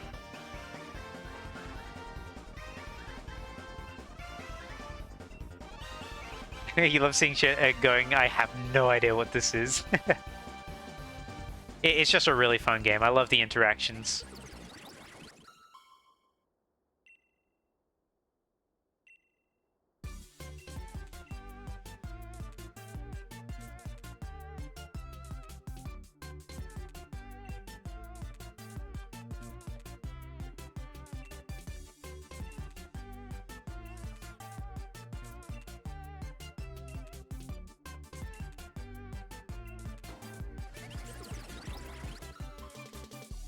Oh, hey, Ardos, welcome. How you doing? Welcome to the stream. Welcome to Fossil Week. We're doing Dracovish right now. And don't worry, Spike Top is still... It's still around. It's just on pause for the moment because I've been doing other hunts. I will get around to doing Spike Top again soon. You're good? That's good to hear. No, I'm good as well. I recently finished a big themed shiny hunt that I did based on Donkey Kong Bonanza. So I'm really happy with that. I edited it all into a video and uploaded it 2 days ago. I'm super happy with how it came out, so I'm in a pretty good mood. Had a little bit of a rough day though. Had some issues with work, and then the issues with work have all been sorted now. All's good on that part. But my car has issues now, which sucks, and I'm gonna have to go get it fixed tomorrow because it has gone into what I like to call limp mode, where it won't let me go above 60 miles per hour, which is really stressful when it suddenly does that in the middle of the motorway. So I'm like, no, don't do that. Oh, you thought you may have missed it? No, don't worry. Spike Top is not done yet. I will go back to it. It's just that I've had so many other things planned in the meantime, especially with the community events. Fossil Week being right now, I wanted to, do the Fossil now, really. It's not really as much something well, I mean, I can delay. I can shiny hunt for fossils whenever I'd like to. I just like doing it as alongside other people in the community. And you're going to stream some Mario 64 hacks. Nice. I don't know too much about Mario 64, but I've seen like the possibilities Mario 64 hacks have done through like watching Simple Flips. Why am I hitting plus here? But like, yeah. ROM hacks go super creative. Like it's genuinely impressive how much people can do with such an old game. Yeah, there's a lot. I hope that goes well for you.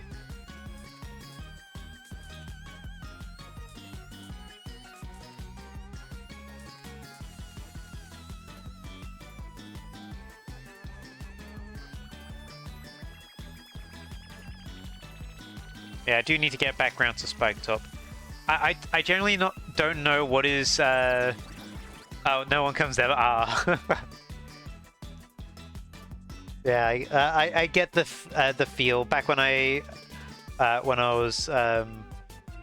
before I took my year gap from streaming, there would be streams where I'd just be talking to myself for like 3 hours and be like, okay, thanks for coming by, everyone. Goodbye. And I'd close my one tab and I'd be like, oh... So I totally get where you're coming from on that one.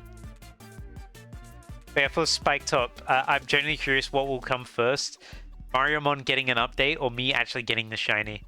Because I got so many shiny Swoop or shiny Huffpuff as... Is it Huffpuff? No, or is it Tough Puff? I can't remember the name anymore. Time to kick the gym leader's asses a second time. Oh, good luck.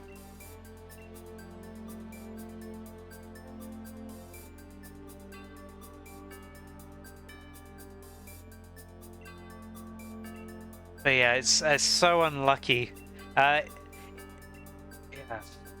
Alright, if I just hop over to my Mariamon visual.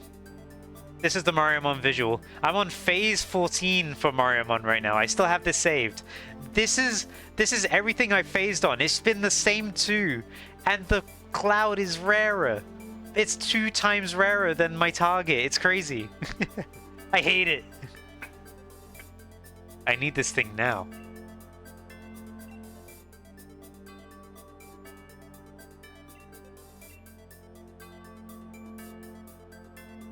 I didn't mean to nickname you. But yeah, don't worry. You have not missed Spike Top. If you do miss Spike Top, pay attention to my YouTube channel. Wink, wink, nudge, nudge. Because I will be making a Spike Top video when I finally get it. How many times will Gardevoir get Ash Baby? I need to replace her. Is she already getting one hit by everything?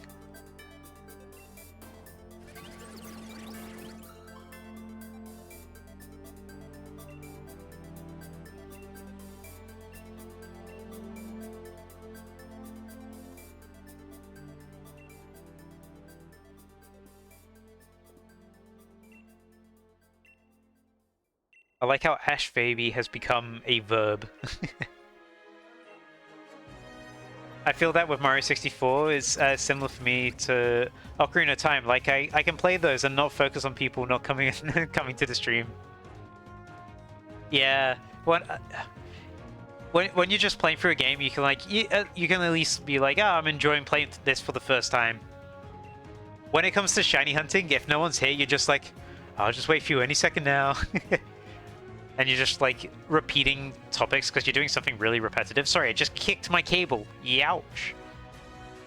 Yeah, when I do shiny hunt, it's really painful because it's boring when you don't have people to talk to. That's why I'm very grateful that chat's been very active today. To be fair, chat has been very active for me pretty recently. I've had a lot of people come by and stick around, which has been really nice and satisfying to see.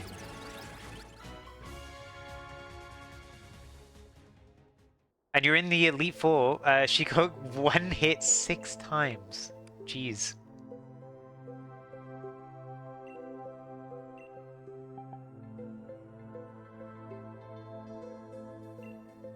By the way, I want to complain about Pokemon. Shocker, I know. Surprise, surprise.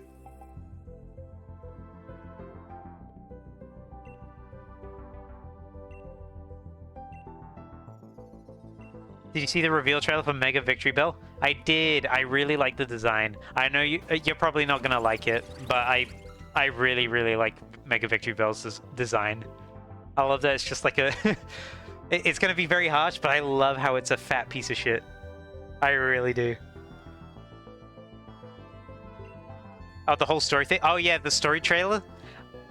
I wasn't a huge fan of the story trailer. I like the... I like the movement of the Victory Bell during that, but the story trailer was like, it was so cheesy. It was like, what's in here? Ah, it's okay. It's just a Noibat. Upstairs, quick! I thought the writing was a bit cheesy. Oh, you thought it looked amazing? Ah, gotcha. Oh no, yeah, cringe. But the details. Oh yeah, no, visually it was really good. The writing I thought was a bit the writing I didn't like, but visually it was a it was a good visual trailer. So that's my complaint. Nah, that was more of a compliment than a complaint, I would say. Another Pokemon in the Big Mouth gang. Like why the whole game doesn't look like that? Yeah, it's the difference between rendering in real time and a pre-render. When you pre-render, it's lighting. You can get so much more creative with it. When you're trying to render that sort of lighting in real time, it's gonna make everything a complete slog. At least with how Pokemon optimizes games. I know some games can do lighting and ray tracing really well, but there's currently a movement against ray tracing lighting because it naturally just hurts the game performance so much. Like I've seen recently with Metal Gear Delta, the Snake Eater remake, that game runs really poorly, and a lot of people they're assuming like, oh, it's because they're doing ray tracing because they're doing ray tracing through all the leaves and stuff. It's like, yeah, if this game's running this poorly, something needs to be changed. Oh yeah, no, definitely they have the money to make the game look better.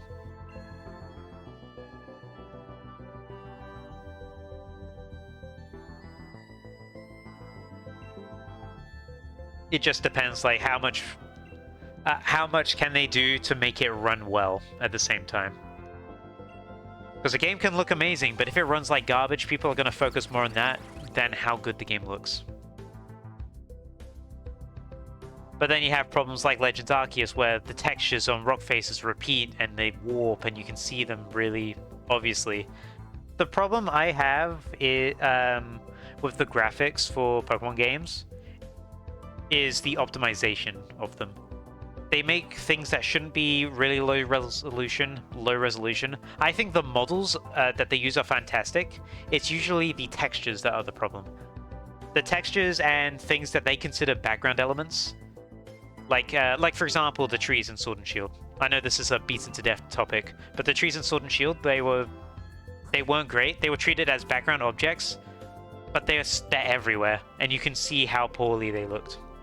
Like if they make stuff like that look better, I think it would improve the game loads. And I'm hoping that with ZA being a limited open world, like, you know, it's the city. I'm hoping that that allows them to put more detail into the space rather than having to spread out over a huge area with less detail, you know? Oh, the bug gym leaders protect spamming? Oh no. That's okay, just wait for it to fail.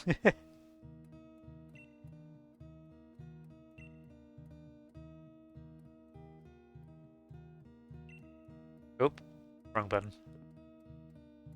I need to adjust my Nightbot settings.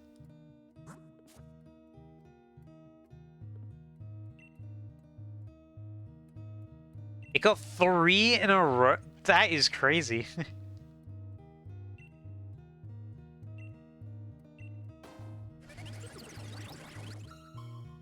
Like, honestly, I was super on board with Legends EA, but I was... I feel it's very frustrating that the games look so bad. Like, I'm sure that Breath of the Wild on Switch 1 looks way better than ZA on Switch 2. That's true, but you also got to keep in mind Breath of the Wild was stuck in development hell for almost 10 years. That game was meant to be early Wii U. And it took so long and it kept on getting delayed that it ended up becoming a Switch launch title. So you got to keep that in mind as well. Like, not everything's a direct comparison. Like, I can understand your argument. But everything's a case-by-case basis. Pokemon tends to churn games out quicker than Zelda does. Like, everyone can say, like, yeah, Pokemon needs to slow down, release less games. But then at the same time, you get a lot of people saying, like, oh, it's been so long since the last game. When's the new content coming? It's hard to balance it in between it.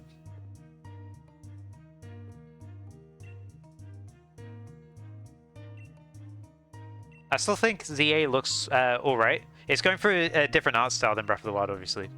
And it's going for a different art style compared to the other games. But if you look at Scarlet and Violet,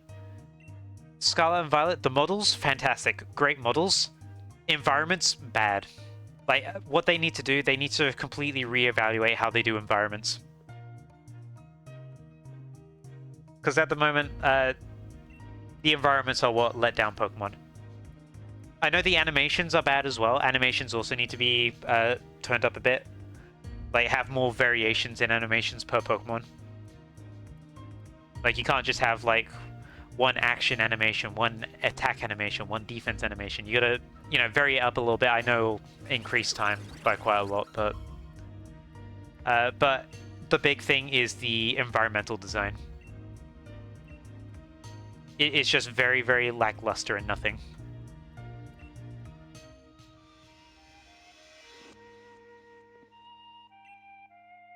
Like, if you take the models, put them into a better crafted environment that matches their art style, it looks phenomenal. It looks really good.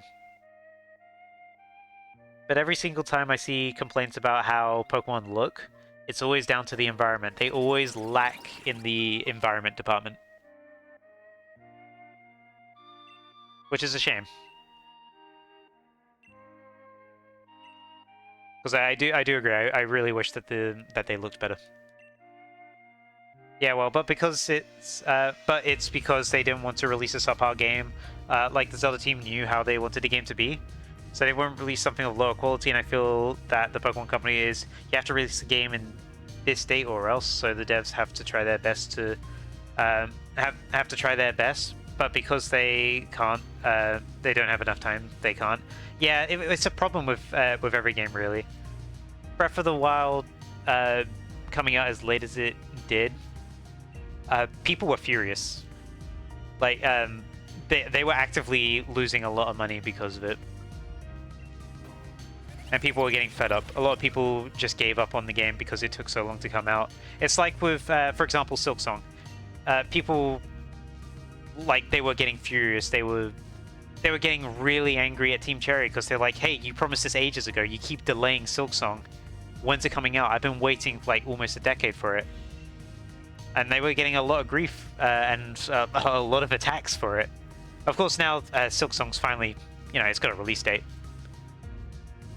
But yeah, there's all of that. There's the money side of it as well, and then also because Pokemon's big seller isn't the games, it's the merchandise. They're under the pressure of the merchandise side of saying you need to push out this new game with all these new focuses so we can sell this new line of merch, because otherwise we won't meet this quota and this. Again, it's different situations. Not everything is so directly comparable.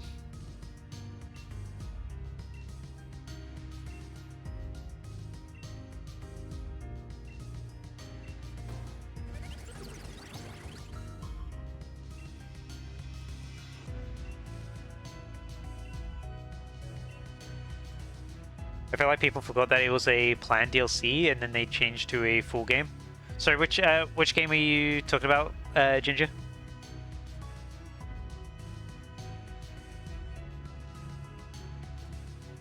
Silksong. Ah, gotcha.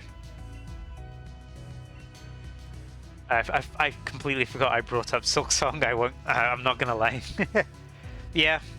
Now some people do forget that, but when people when they wait long enough for something, they stop like looking at the reasons. They just they start getting angry and lashing out.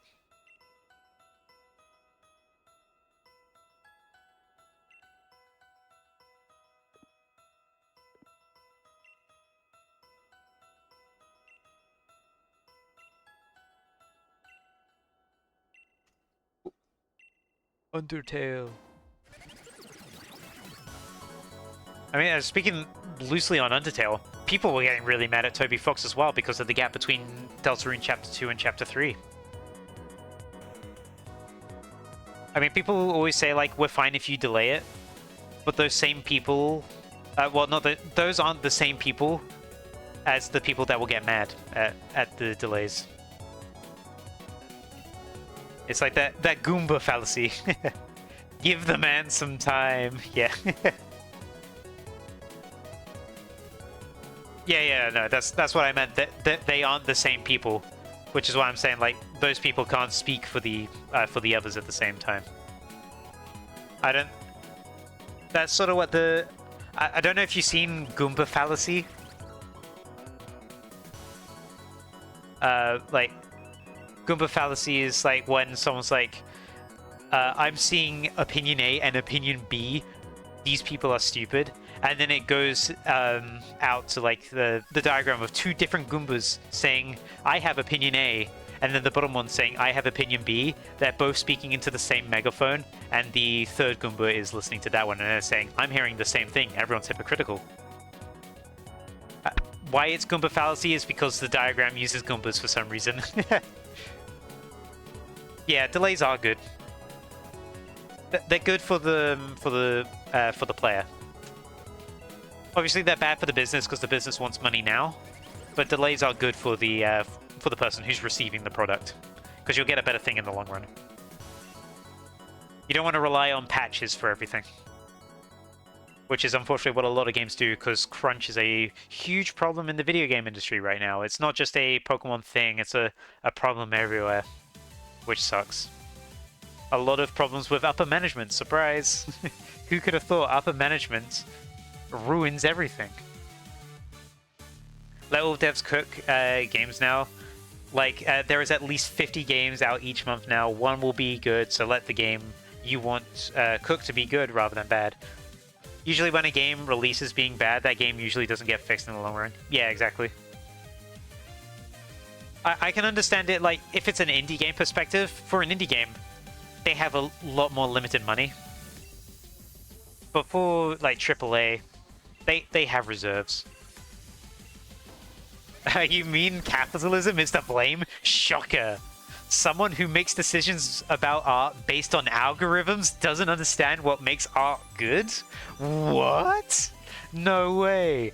Guys, we gotta make the next game live service with battle passes. The algorithm told me to.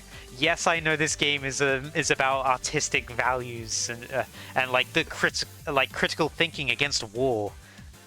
But we gotta make it a battle pass. We gotta put Homelander in the game, guys. Think about all the money we'll get from selling Homelander skins.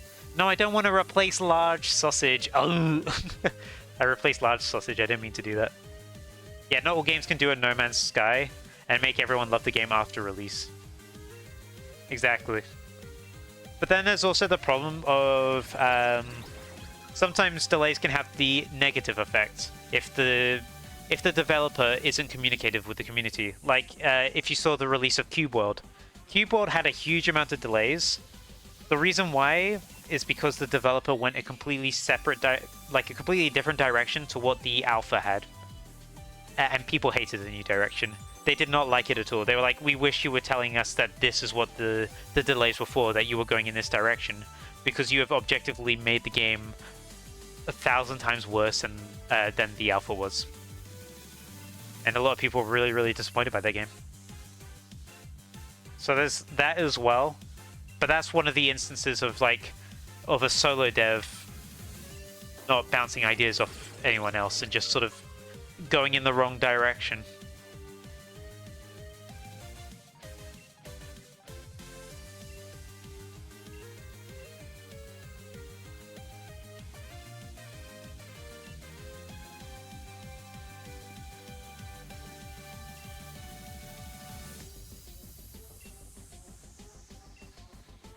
But on the bright side, if you haven't noticed, they have slowed down the Pokemon releases in the last few years, and I'm hoping that that means that they're making the games look a bit better.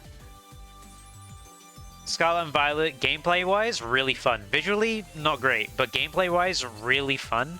I'm hoping it's the same for ZA, even though I do think ZA looks better than Scarlet and Violet by quite a bit. It definitely isn't AAA standard, I'd say. Donkey Kong Bonanza looks incredible, by the way. If you've not played Donkey Kong Bonanza, play that game. Incredible game, looks great, plays great. It does have frame rate issues at some points, but it is a incredible game. You'd hope it looked like that, but Donkey Kong Bonanza has been in development a lot longer than ZA has been. At least I assume so. Yeah, Cube World is a game I can't buy a third time. After you ditched the game a second time, I was done supporting it, yeah. It's frustrating. I remember being a kid and just, yeah. God, like being a kid, hearing about Cube World's alpha, and like everyone's like, "Oh, this game's great! I'm so excited for it!" And then finally seeing it come out like so many years later, and it just being like that, it hurt to see. Hey, Michelangelo, you can't take 4 years to paint the Sistine Chapel. You have to do it in under a year. What do you mean you can't do that? That it has to be lower quality. You can't do the same work on a quarter of the time. Nonsense. True. Why don't you just work 4 times quicker then? Then it will get done. You know? It's like, oh, what do you mean it takes this long to cook this piece of meat? Why don't you just turn up the heat and it can be in there for less time? Surely nothing will go wrong, right? Easy. Like, oh, I need to roast a chicken for how long? Nah, I'm turning the oven up to max and I'm putting it in there for 10 minutes and it'll be done when I take it out. Because I said so.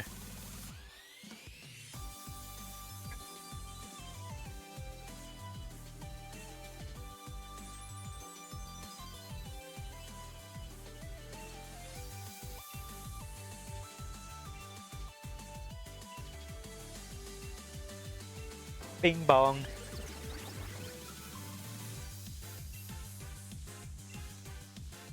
Bekovic.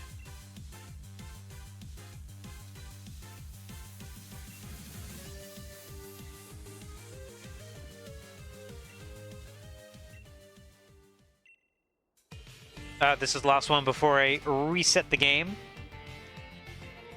Yeah, just work 4 times harder. Guys, we're just putting you into crunch. Don't overreact. You're just... I have gone well over because I have accidentally made an Octavish. I have somehow ran out of fossils. Okay, I'm super over. This is not a Dracovish. Whoops.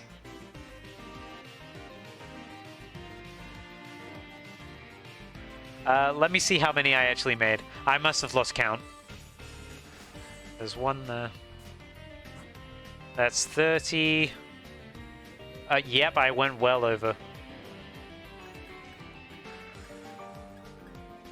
That's 304. Hang on a second. Yeah. I went a little bit over. I just went a little bit over the amount of Dracovish I could do. Because that's not a Dracovish. We restart.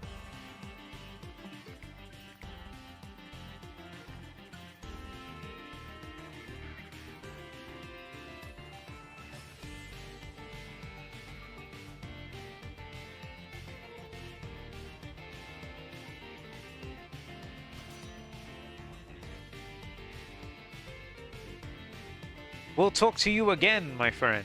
Come on through. Wait, I did well more than that. Because I went over by 3 last time. I'm on 307.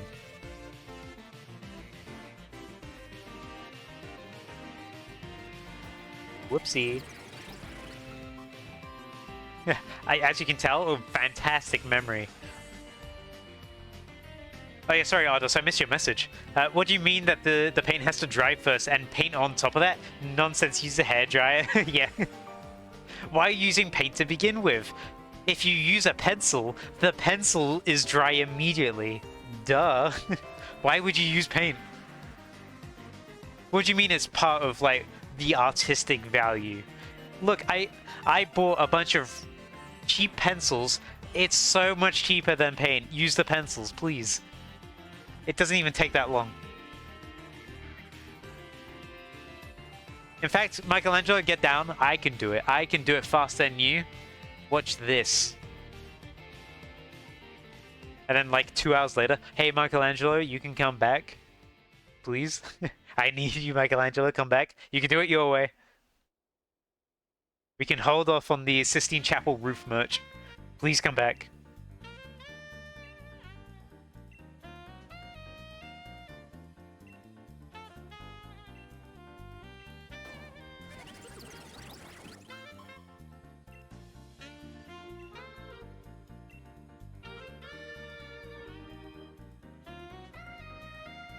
Whoops, your name's not 11.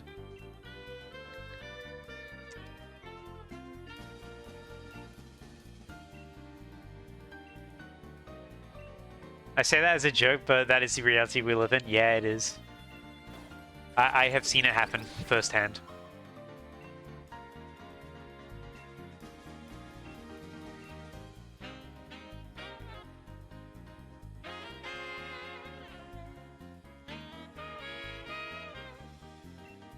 I know too well. Oh, you got a clean water gym's fight? Nice.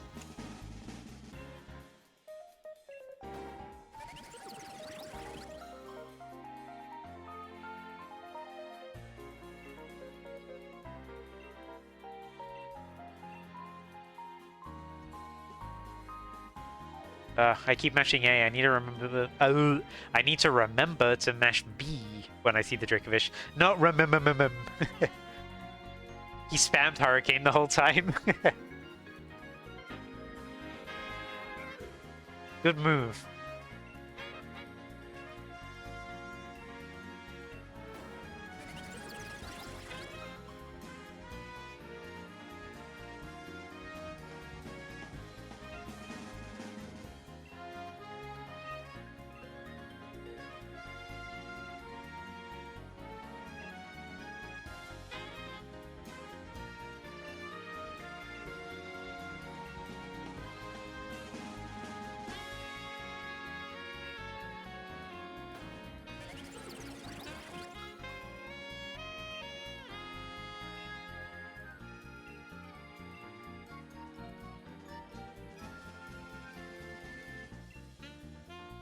I really like the saxophone in this track. It's so nice.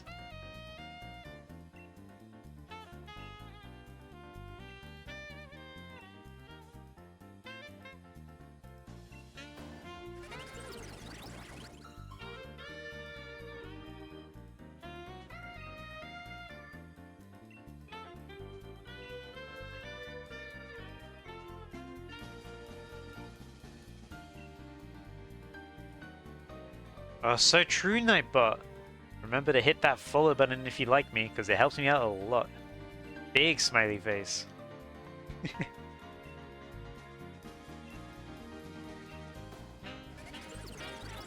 We do be grinding them fossils.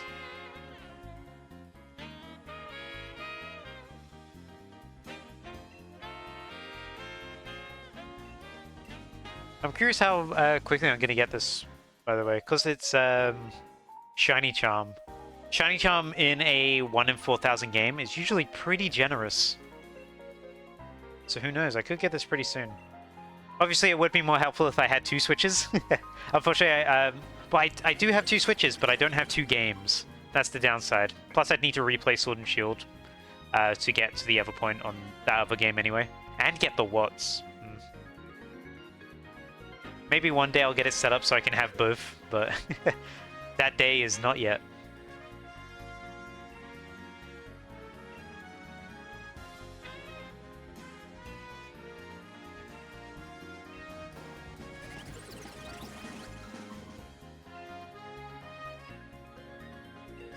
Oh, you got Ghost next? Good luck.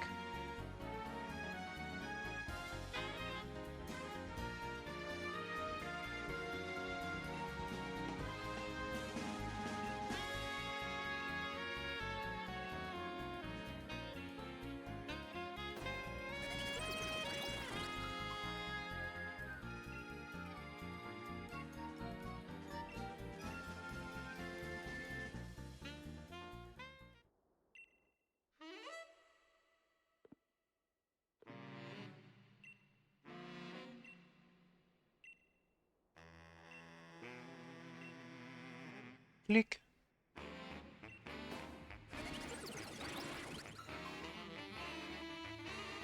Oh, something's coming.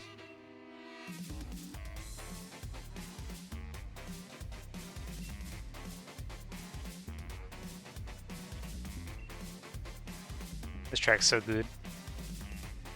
I wish I knew the name of it, but I cannot read Japanese, I'm afraid.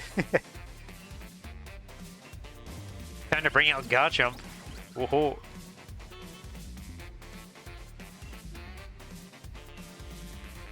Time for the use of Crunch 50,000 times.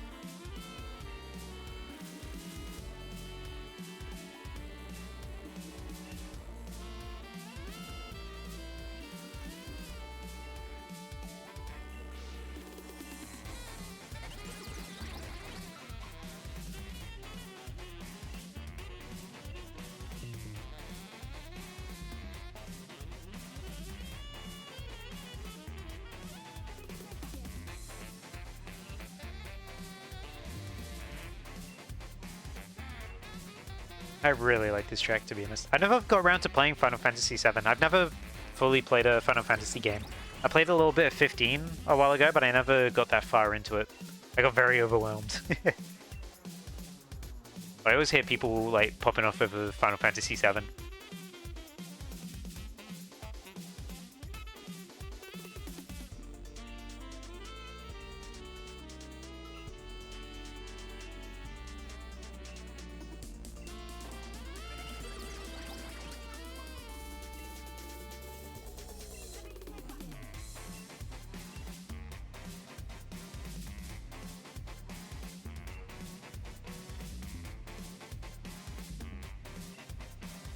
I'm also trying to think of a name for Dracovish once I get it. Because its shiny is, you know, it's all black, really. It's, well, it's black and grey. It's very monotone. Oh god, oh, you forgot it's a double battle? I won't lie, I forgot as well. Yeah, Rhyme does do that.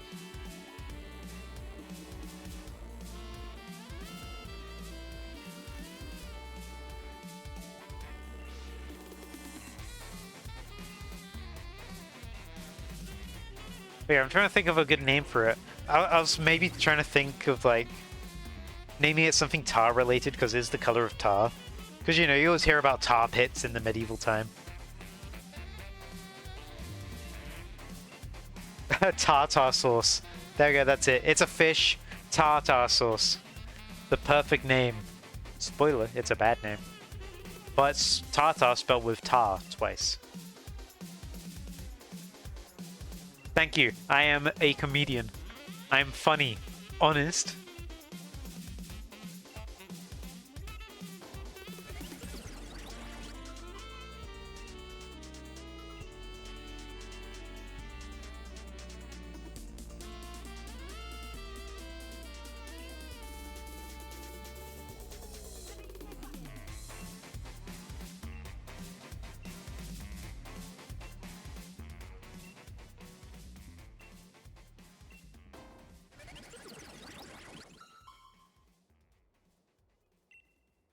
Goodbye, cool track.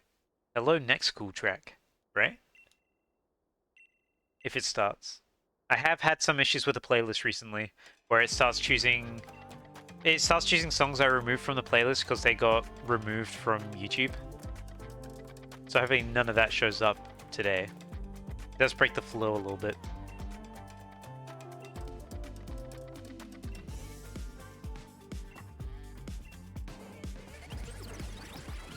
She says beep beep like she's a car. Here you go. Beep beep.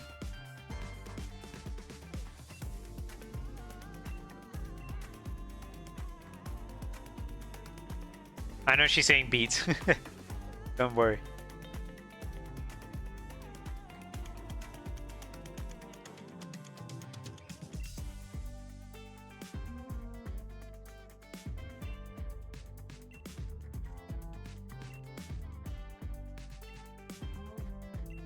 Beep beep.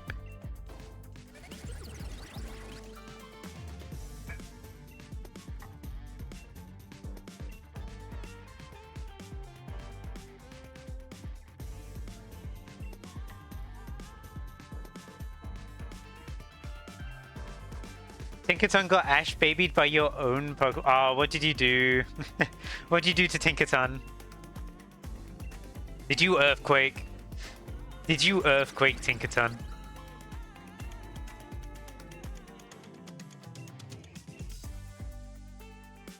I bet you earthquaked. Oh, you boulder. Ah, close.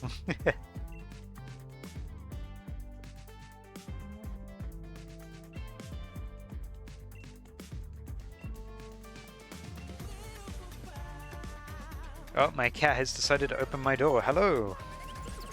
Let's close that again. This means my cat is about to jump up on my desk.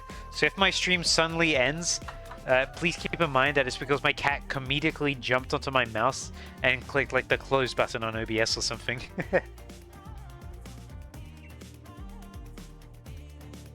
He's hoping he doesn't actually do that, but... Ooh. He's done it before. He's done it before where he's jumped onto my desk and he's landed on my mouse and he's closed something I'm working on. He's sneaky. But he's drinking water at the moment. I got a water bowl behind me for my cats. He does not respect the doors, by the way. He knows how to open doors, which is scary.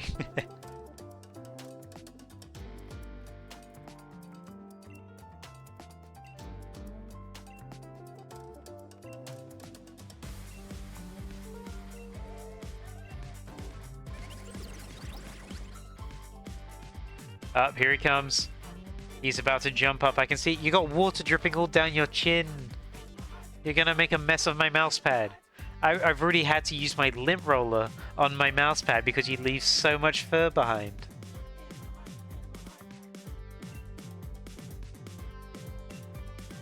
Yeah, he's thinking about it. This is premeditated. I can see it. You're thinking about it. Just gonna stroke him. Oh, no, he wanted to go back for more water. But he's thinking about it. And you will hear me react to it.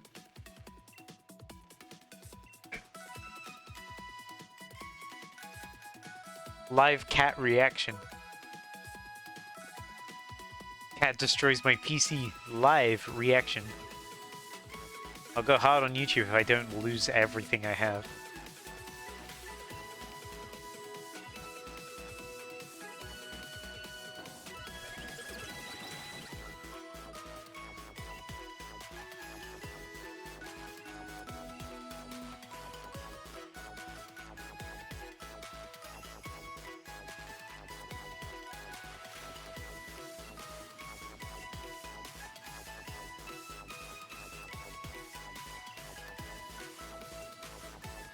You guess we can do ice next? Do you have any... Did you ever get around to getting a fire type? Because you said you were thinking of getting a fire type on your team, didn't you?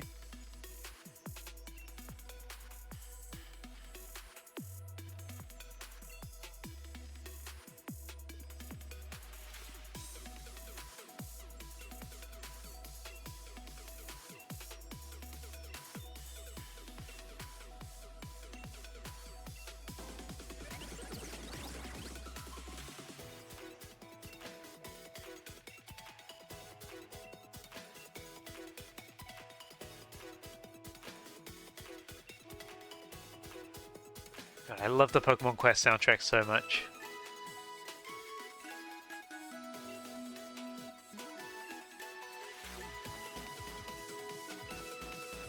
Oh, my cat's next to me. Hello.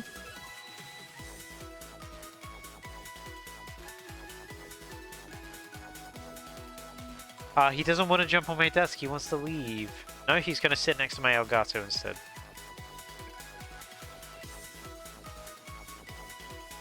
Okay, no, he actually does want to leave. Alright, let's let you out.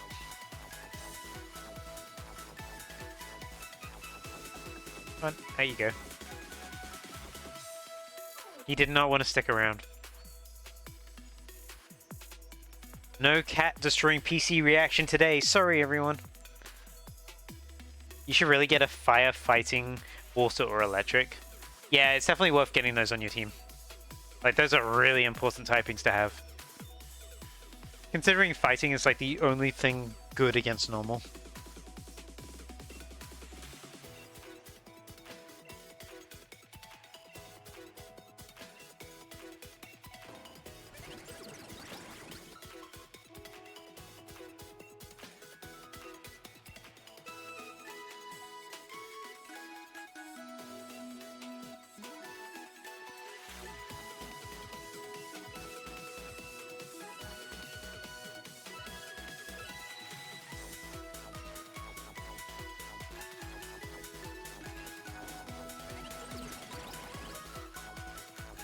Trying to think what I was about to say. What is a firefighting type? As if like not every starter for like 3 generations in a row was firefighting.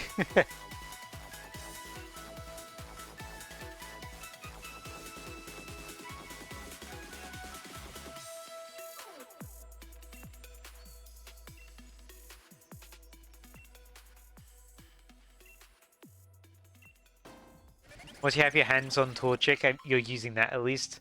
But if not, unlocked your 6th pick. Ah.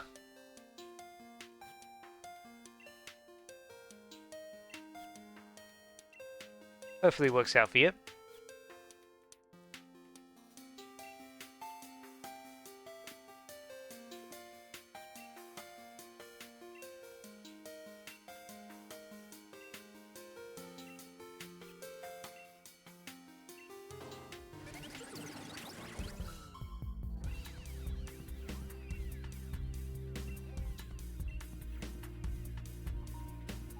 You gotta find a Pokemon that you want from DLC 1 first when I start it.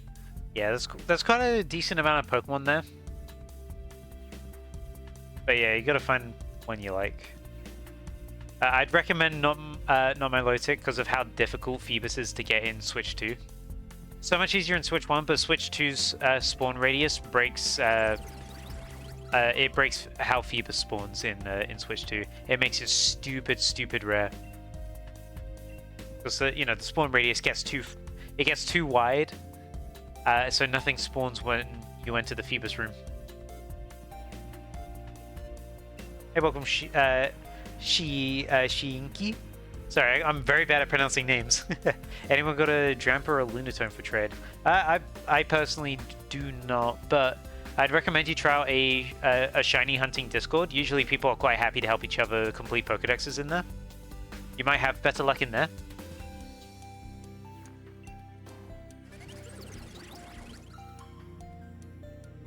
Alright, thank you. No worries. Brekovic.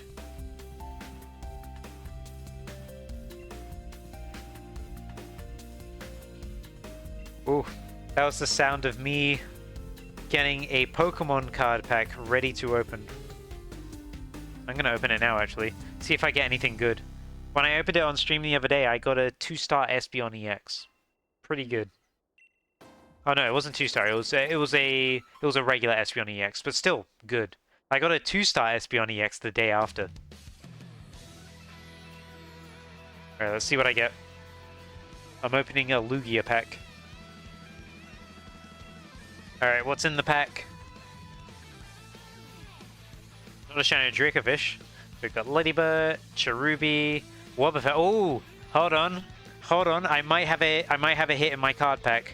because my phone just lagged, and that usually happens just before I get either a shiny, a crown, or an immersive.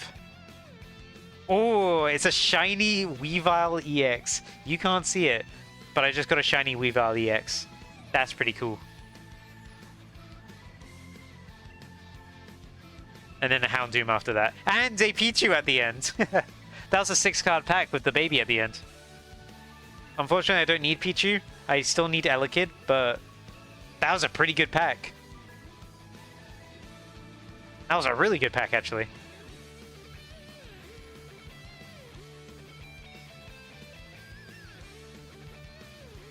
I wasted all of my shiny luck in TCG Pocket. We did find one shiny today, and it was not even related to Sword and Shield or Fossil Week.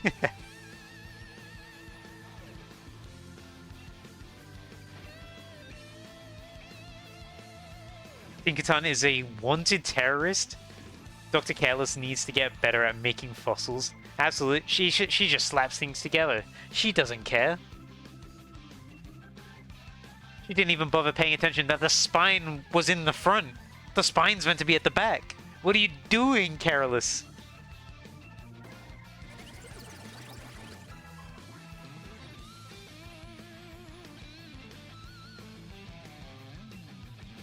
Also, until you said it, I had no idea that Careless was meant to be careless.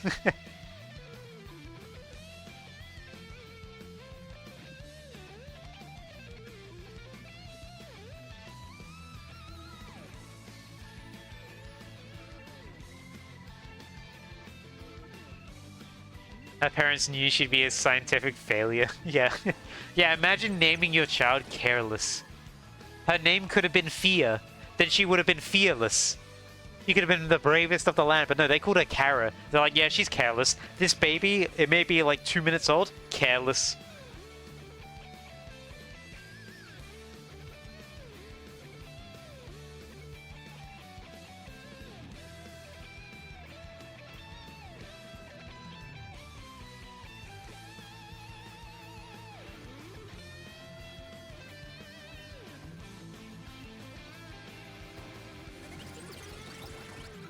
They listen to Careless Whisper on the birth playlist. Why would you play Careless Whisper while giving birth?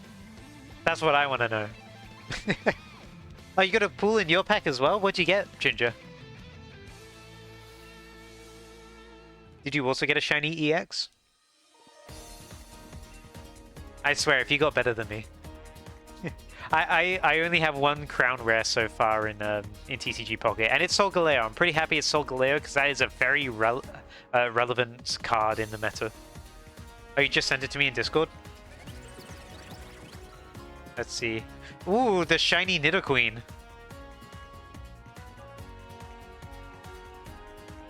Very nice.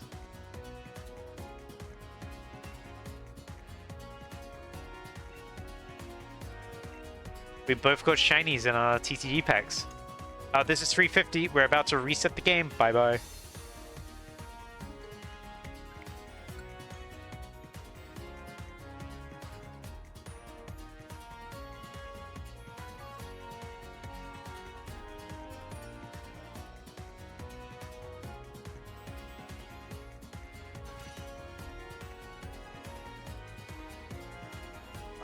Hearing Pokémon music is so bittersweet, because I love that game, but man did it get bad support. And man did they drop it as soon as DX got just a tiny bit of DLC. They were like, you know what, have some DLC characters, have Aegislash, have Blastoise. Oh, these are great, thank you. Oh, wow, are you planning on doing more? No, that's it, bye. What? Bye. You said this was Wave 1 DLC. No, that's it. The Wave 1 and only. Bye. Why would you do this? You happy you did not get a Oh, come on. You have 2 already? Wait. Now you're making me feel incomplete. You and your 2 shiny Weavile EXs. And I evaporated him. Yes, he Ash Babied. Dracovish. Ooh, 50 Dracovish there. Ash Babied. I forgot to do that, by the way. You got one yesterday. What? You got one while we were playing in Union Circle, and you didn't tell me, or maybe you did and I forgot because my memory bad. But hey, I got that shiny Makuhita that was next to Entei, so maybe I won. Now, shiny TCG cards are rarer than shinies in Scarlet Violet.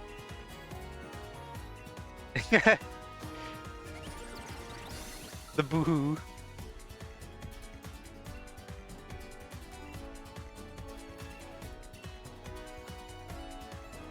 As Jetstream Light once said, all it takes is a boohoo to make someone actually cry.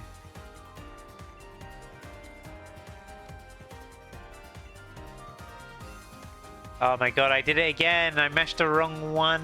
Now, large sausage has been replaced with a random Dracovish.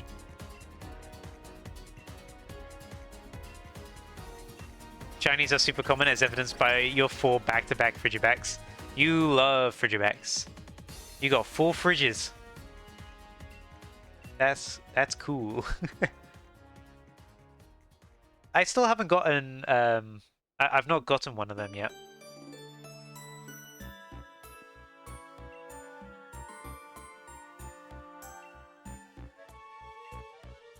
I still need to get them at some point. Saying that sentence gave me an idea. Oh, I paused and this music started playing and my brain went into like super overdrive. It's like, huh, that's a shiny hunting idea. He's baby and for some reason he's your event outbreak. Ooh, lucky.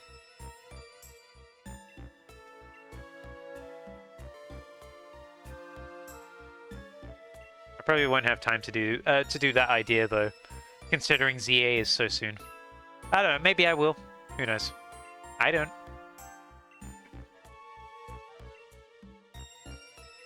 Pokemon Sword and Shield in the Big 25? Exactly! It's Fossil Week! I gotta get the Dracovish. I can't wait to never get a shiny now that I have the charm. Yeah. You are sentenced to no shiny ever. You also got a random shiny Nacli a few days ago on that Violet. Nice.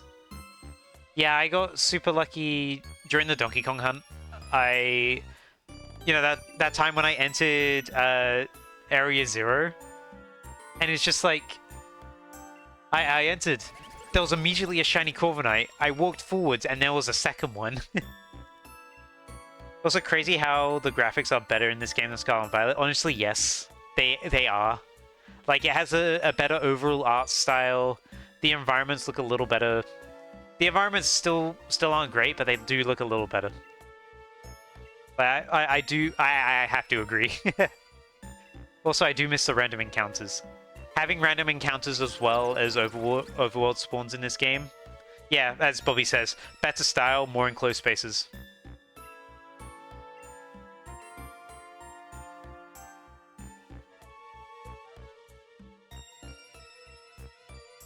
Whoops.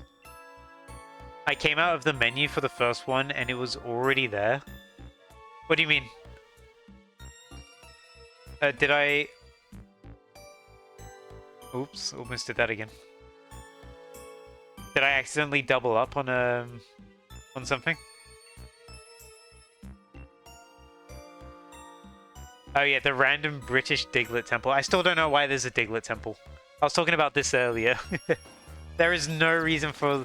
Diglett's not even like... I know Diglett exists in this region, but why Diglett?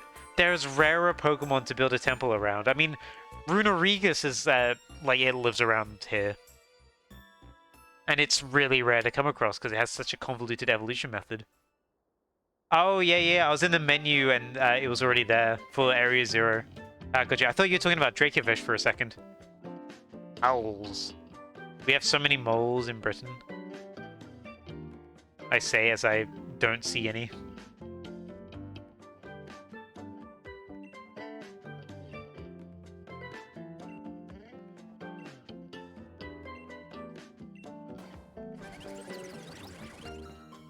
Oh, sorry, I missed your last message there, Mads. A better click, if you will. True. It does, like, stylistically, it does click a lot better. The models are of the same quality, but the environments are better. Even though the environments... Again, it's weird. The environments still look bad compared to most games. But they still look better, because, you know, forced camera angles, enclosed spaces, things are more deliberately designed. Scarlet and Violet's way too open. It's way too open, and the textures are way too repetitive and bad.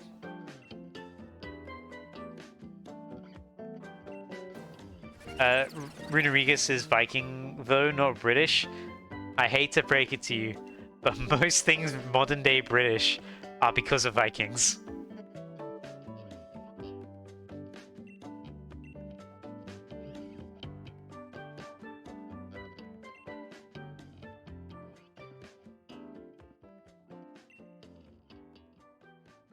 Yeah, the only upgrades Scarlet and Violet has are that they had material textures, but at the same time, some of the textures in general were still kind of bad.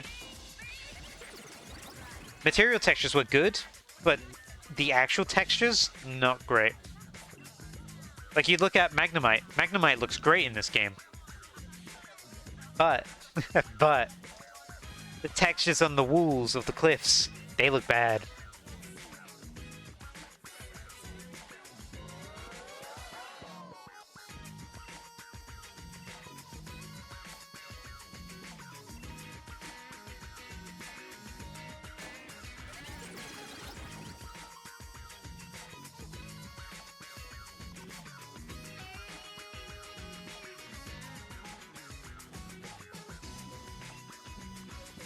Whoops, your name is not 111.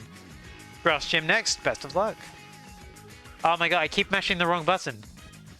I keep swapping the same two Dracovish around.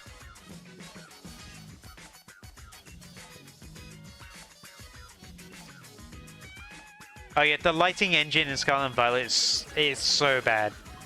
It changes the color way too much. Like, it makes it an absolute pain to shiny hunt in as well.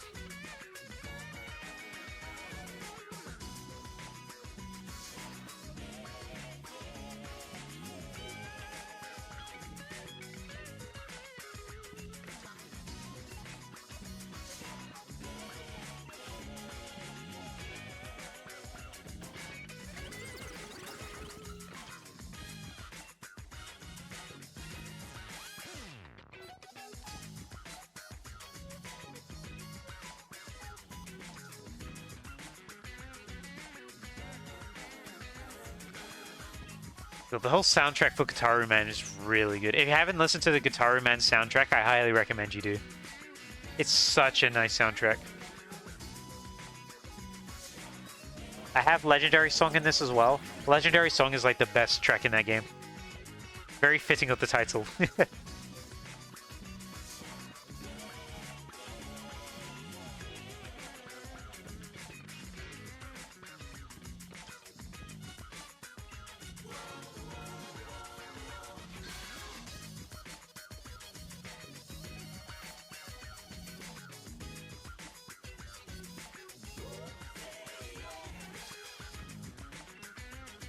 You feel like you're on your own shiny hunt trying to 100% web fishing?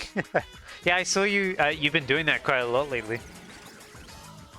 I saw you completed all the Radiant Fish recently as well. So huge congrats on that.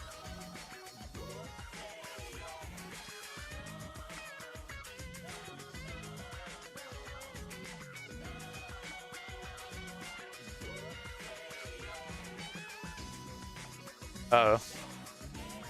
My OBS is disconnected from chat for some reason. There we go, it's back. You have 3 fish left? Wow. Soon.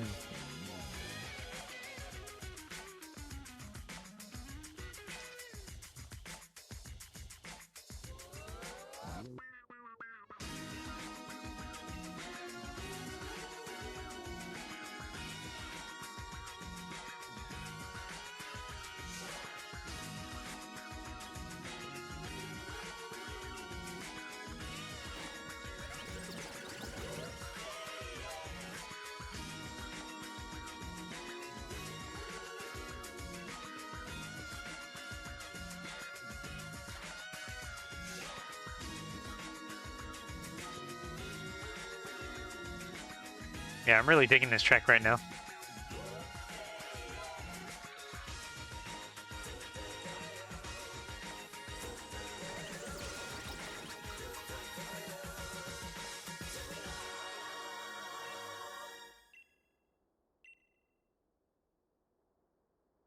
And then silence. And then chill. Thank you, Picross 3D.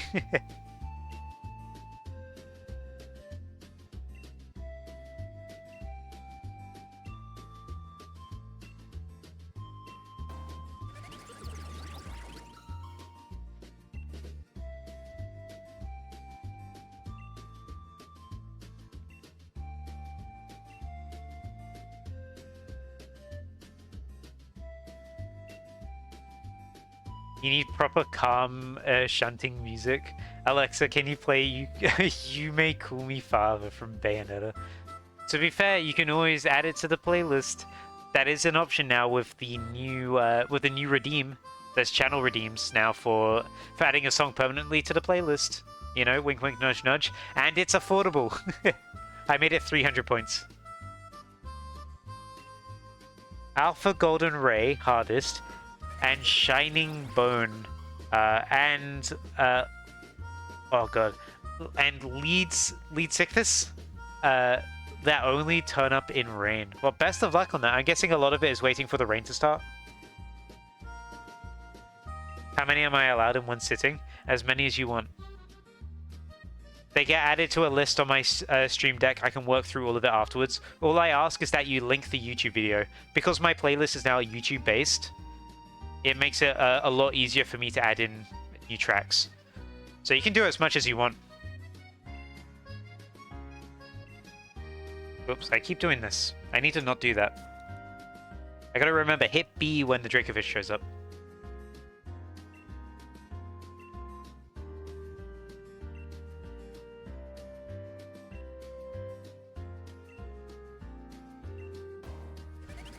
We're about to get hit by a wave of Bobby songs, by the way. All are level 3 too, so they have an even smaller chance. Ooh, that's gonna be tough.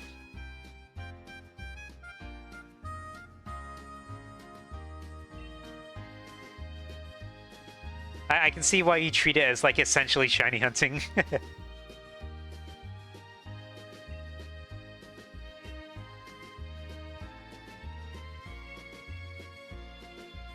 I hit the wrong button. That's on me. Whoops. Oops.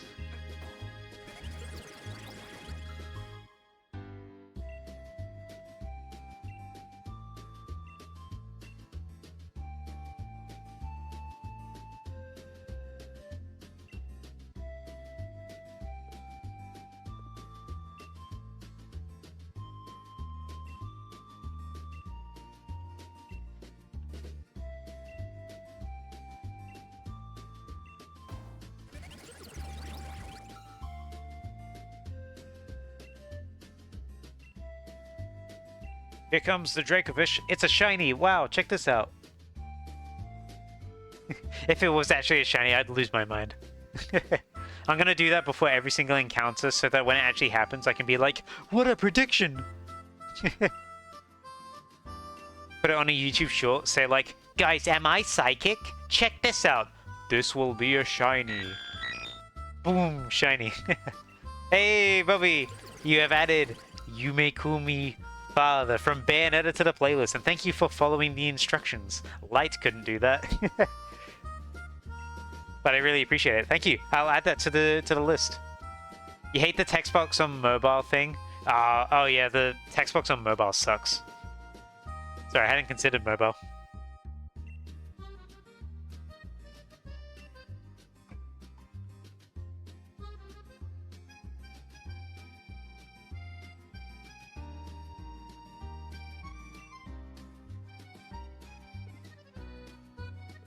It's too big. You're no longer allowed to see my screen. Too big. Sorry.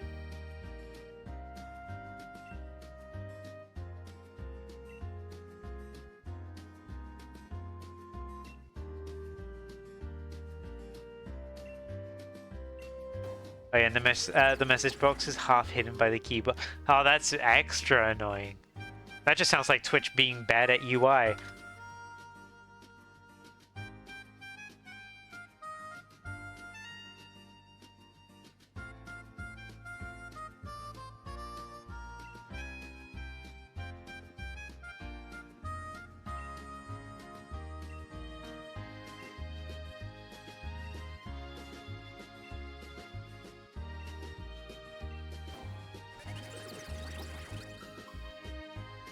Give me a shiny, please.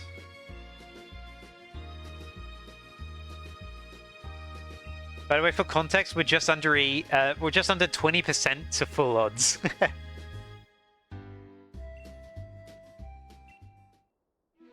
This might require a lot longer hunting than anticipated, you know? Especially if it's just one switch. It'll take a little bit. Unless I get lucky. I could get lucky. Who knows? But 20% is not too bad, right? Right? I can always do overtime anyway. Overtime on Fossil Week. Again, it's just a community get-together thing. If I don't get it during this week, it's not a big issue. I can just continue. There's no time pressure. It's just all relax and chill.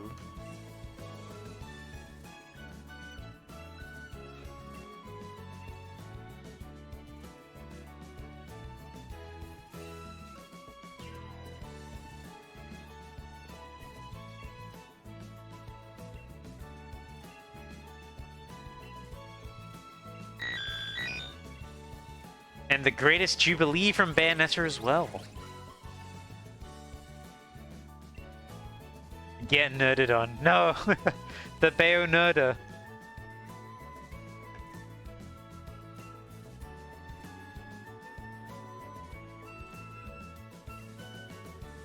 Yeah, these songs will be permanently added to the playlist.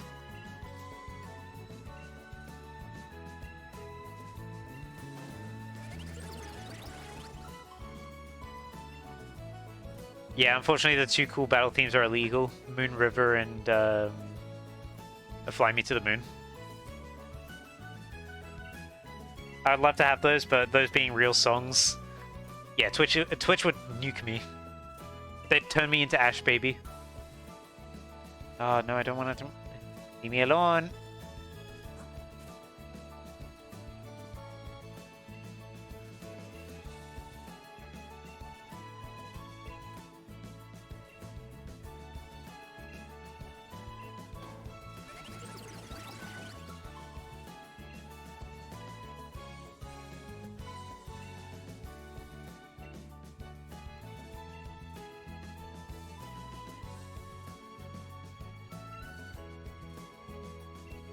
I'd be like the toads in that one forest in Partners in Time. What happens to those toads, huh? Surely it's all pleasant and happy, right? Surely nothing bad happens to the toads. Oops, wrong button. I haven't played Partners in Time, so I don't know what happens to those toads. I hope I don't get eviscerated.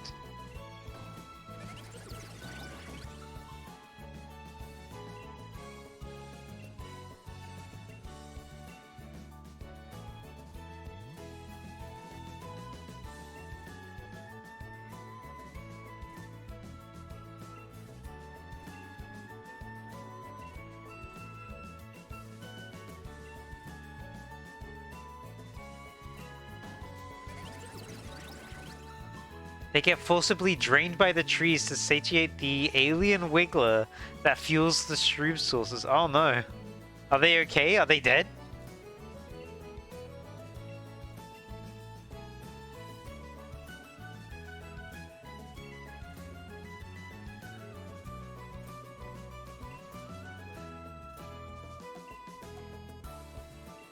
I hope they live long, fulfilling lives.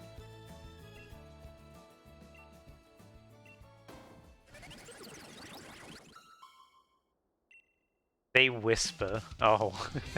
That is very ominous and scary.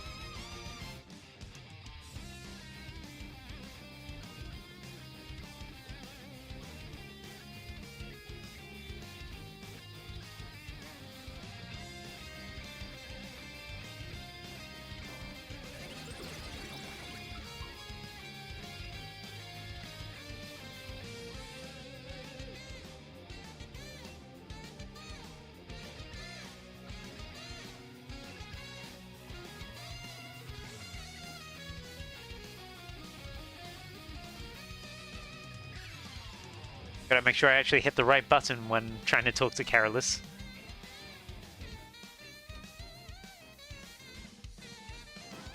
Capri Sun the Toad. No! I'm visualizing it now. The sucky straw noise as well. The crinkle of the packets. The piercing of the brains.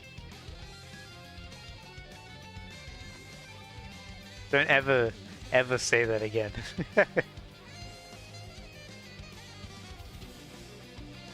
I should see the alien Wiggler fight. Yeah, it should be worth trying out. I need to play the Mario RPGs at some point. I just never got around to playing them. Bing bong.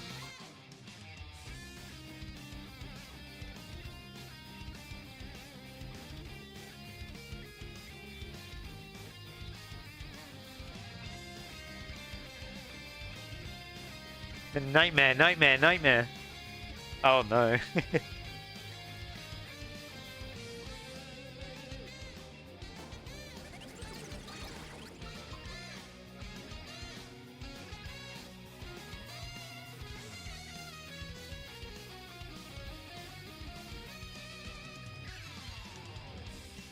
Dracovish.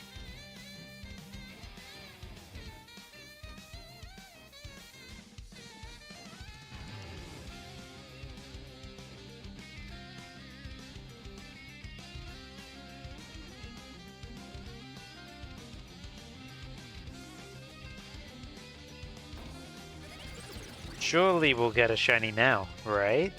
Surely.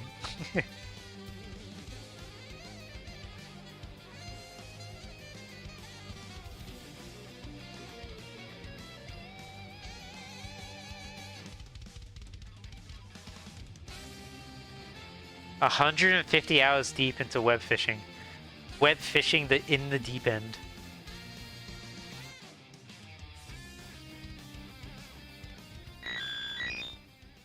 Oh, another song has been added. It is Peach's Castle from Partners in Time. What a joyous track.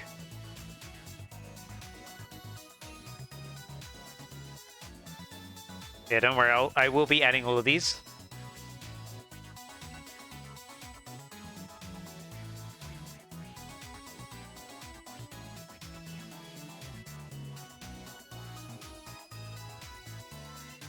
Just making sure they're absolutely on my end. Yeah, they are. Cool.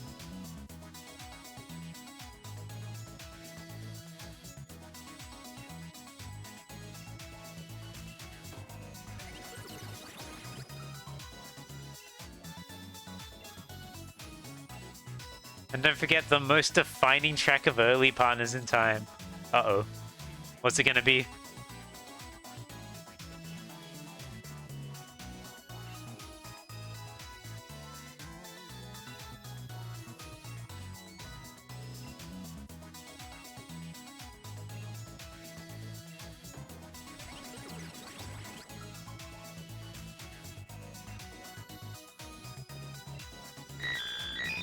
Holy Jolly Village. That's a fun name. So many redeems today, wow.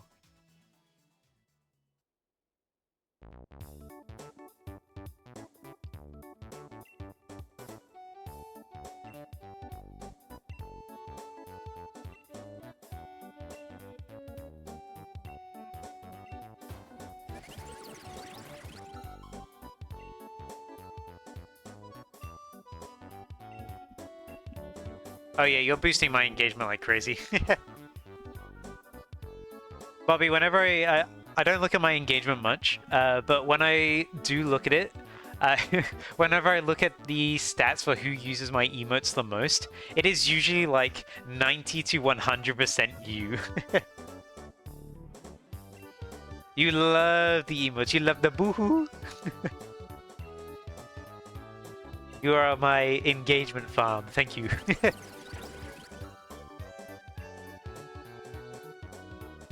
You always use many. You do. They've become a part of your vocabulary.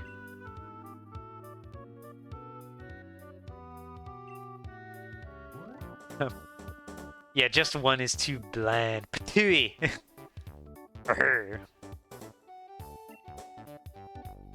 Yeah, using one is just like, yeah, it's whatever. Using 3 in a row, oh, this is something. My neurons, they're seeing something funny.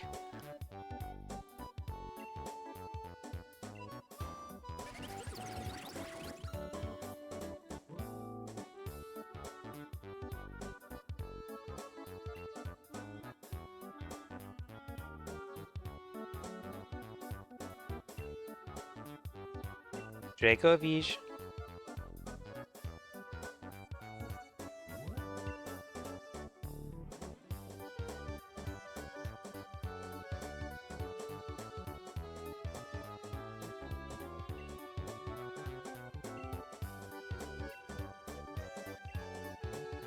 The only acceptable one-use emote is Tingly Man. Yeah, Tingly Man being alone, it emphasizes the story of the emote.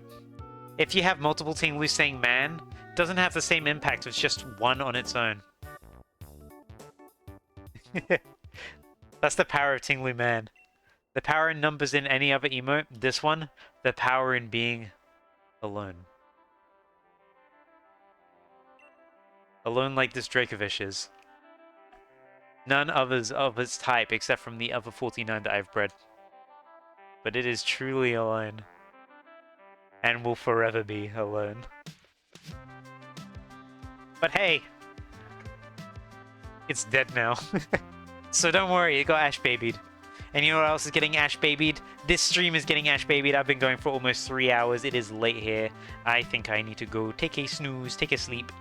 So I'm gonna go and get ready for... You know what? Let's raid someone. Ah, yeah, the boohoo. I should fish. I'm not fishing. I am done for tonight. I've been streaming for a while. So let's go raid someone. Ooh, this person's doing some fossil hunting. Let me just get that. Let me just see who I'm gonna raid real quick. Yeah, this person is doing a Professor Oak challenge, but also is fossil hunting in the middle. So let's go pop over. I should raid Taiketra. Oh, true. Let's raid Taiketra right now. I heard he's a fantastic streamer, underrated. No, let's go raid this. Oh, they are going up in viewers very quickly.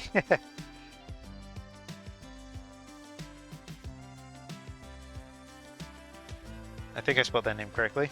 But yeah, they're doing Kabuto and Let's Go Pikachu Eevee. That's an interesting one. So yeah, let's go check them out. Thanks so much everyone for coming by. And I'll see you guys next time. Oh yeah, and don't forget to check out my YouTube. Thank you for linking it. Alright, anyway, goodbye! Oh wait, I still need to wait for the thing to load. Just give it a second. Just give it a...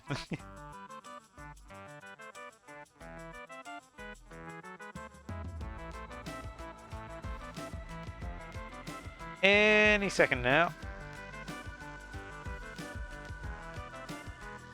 There you go. Alright, see you guys next time. Goodbye!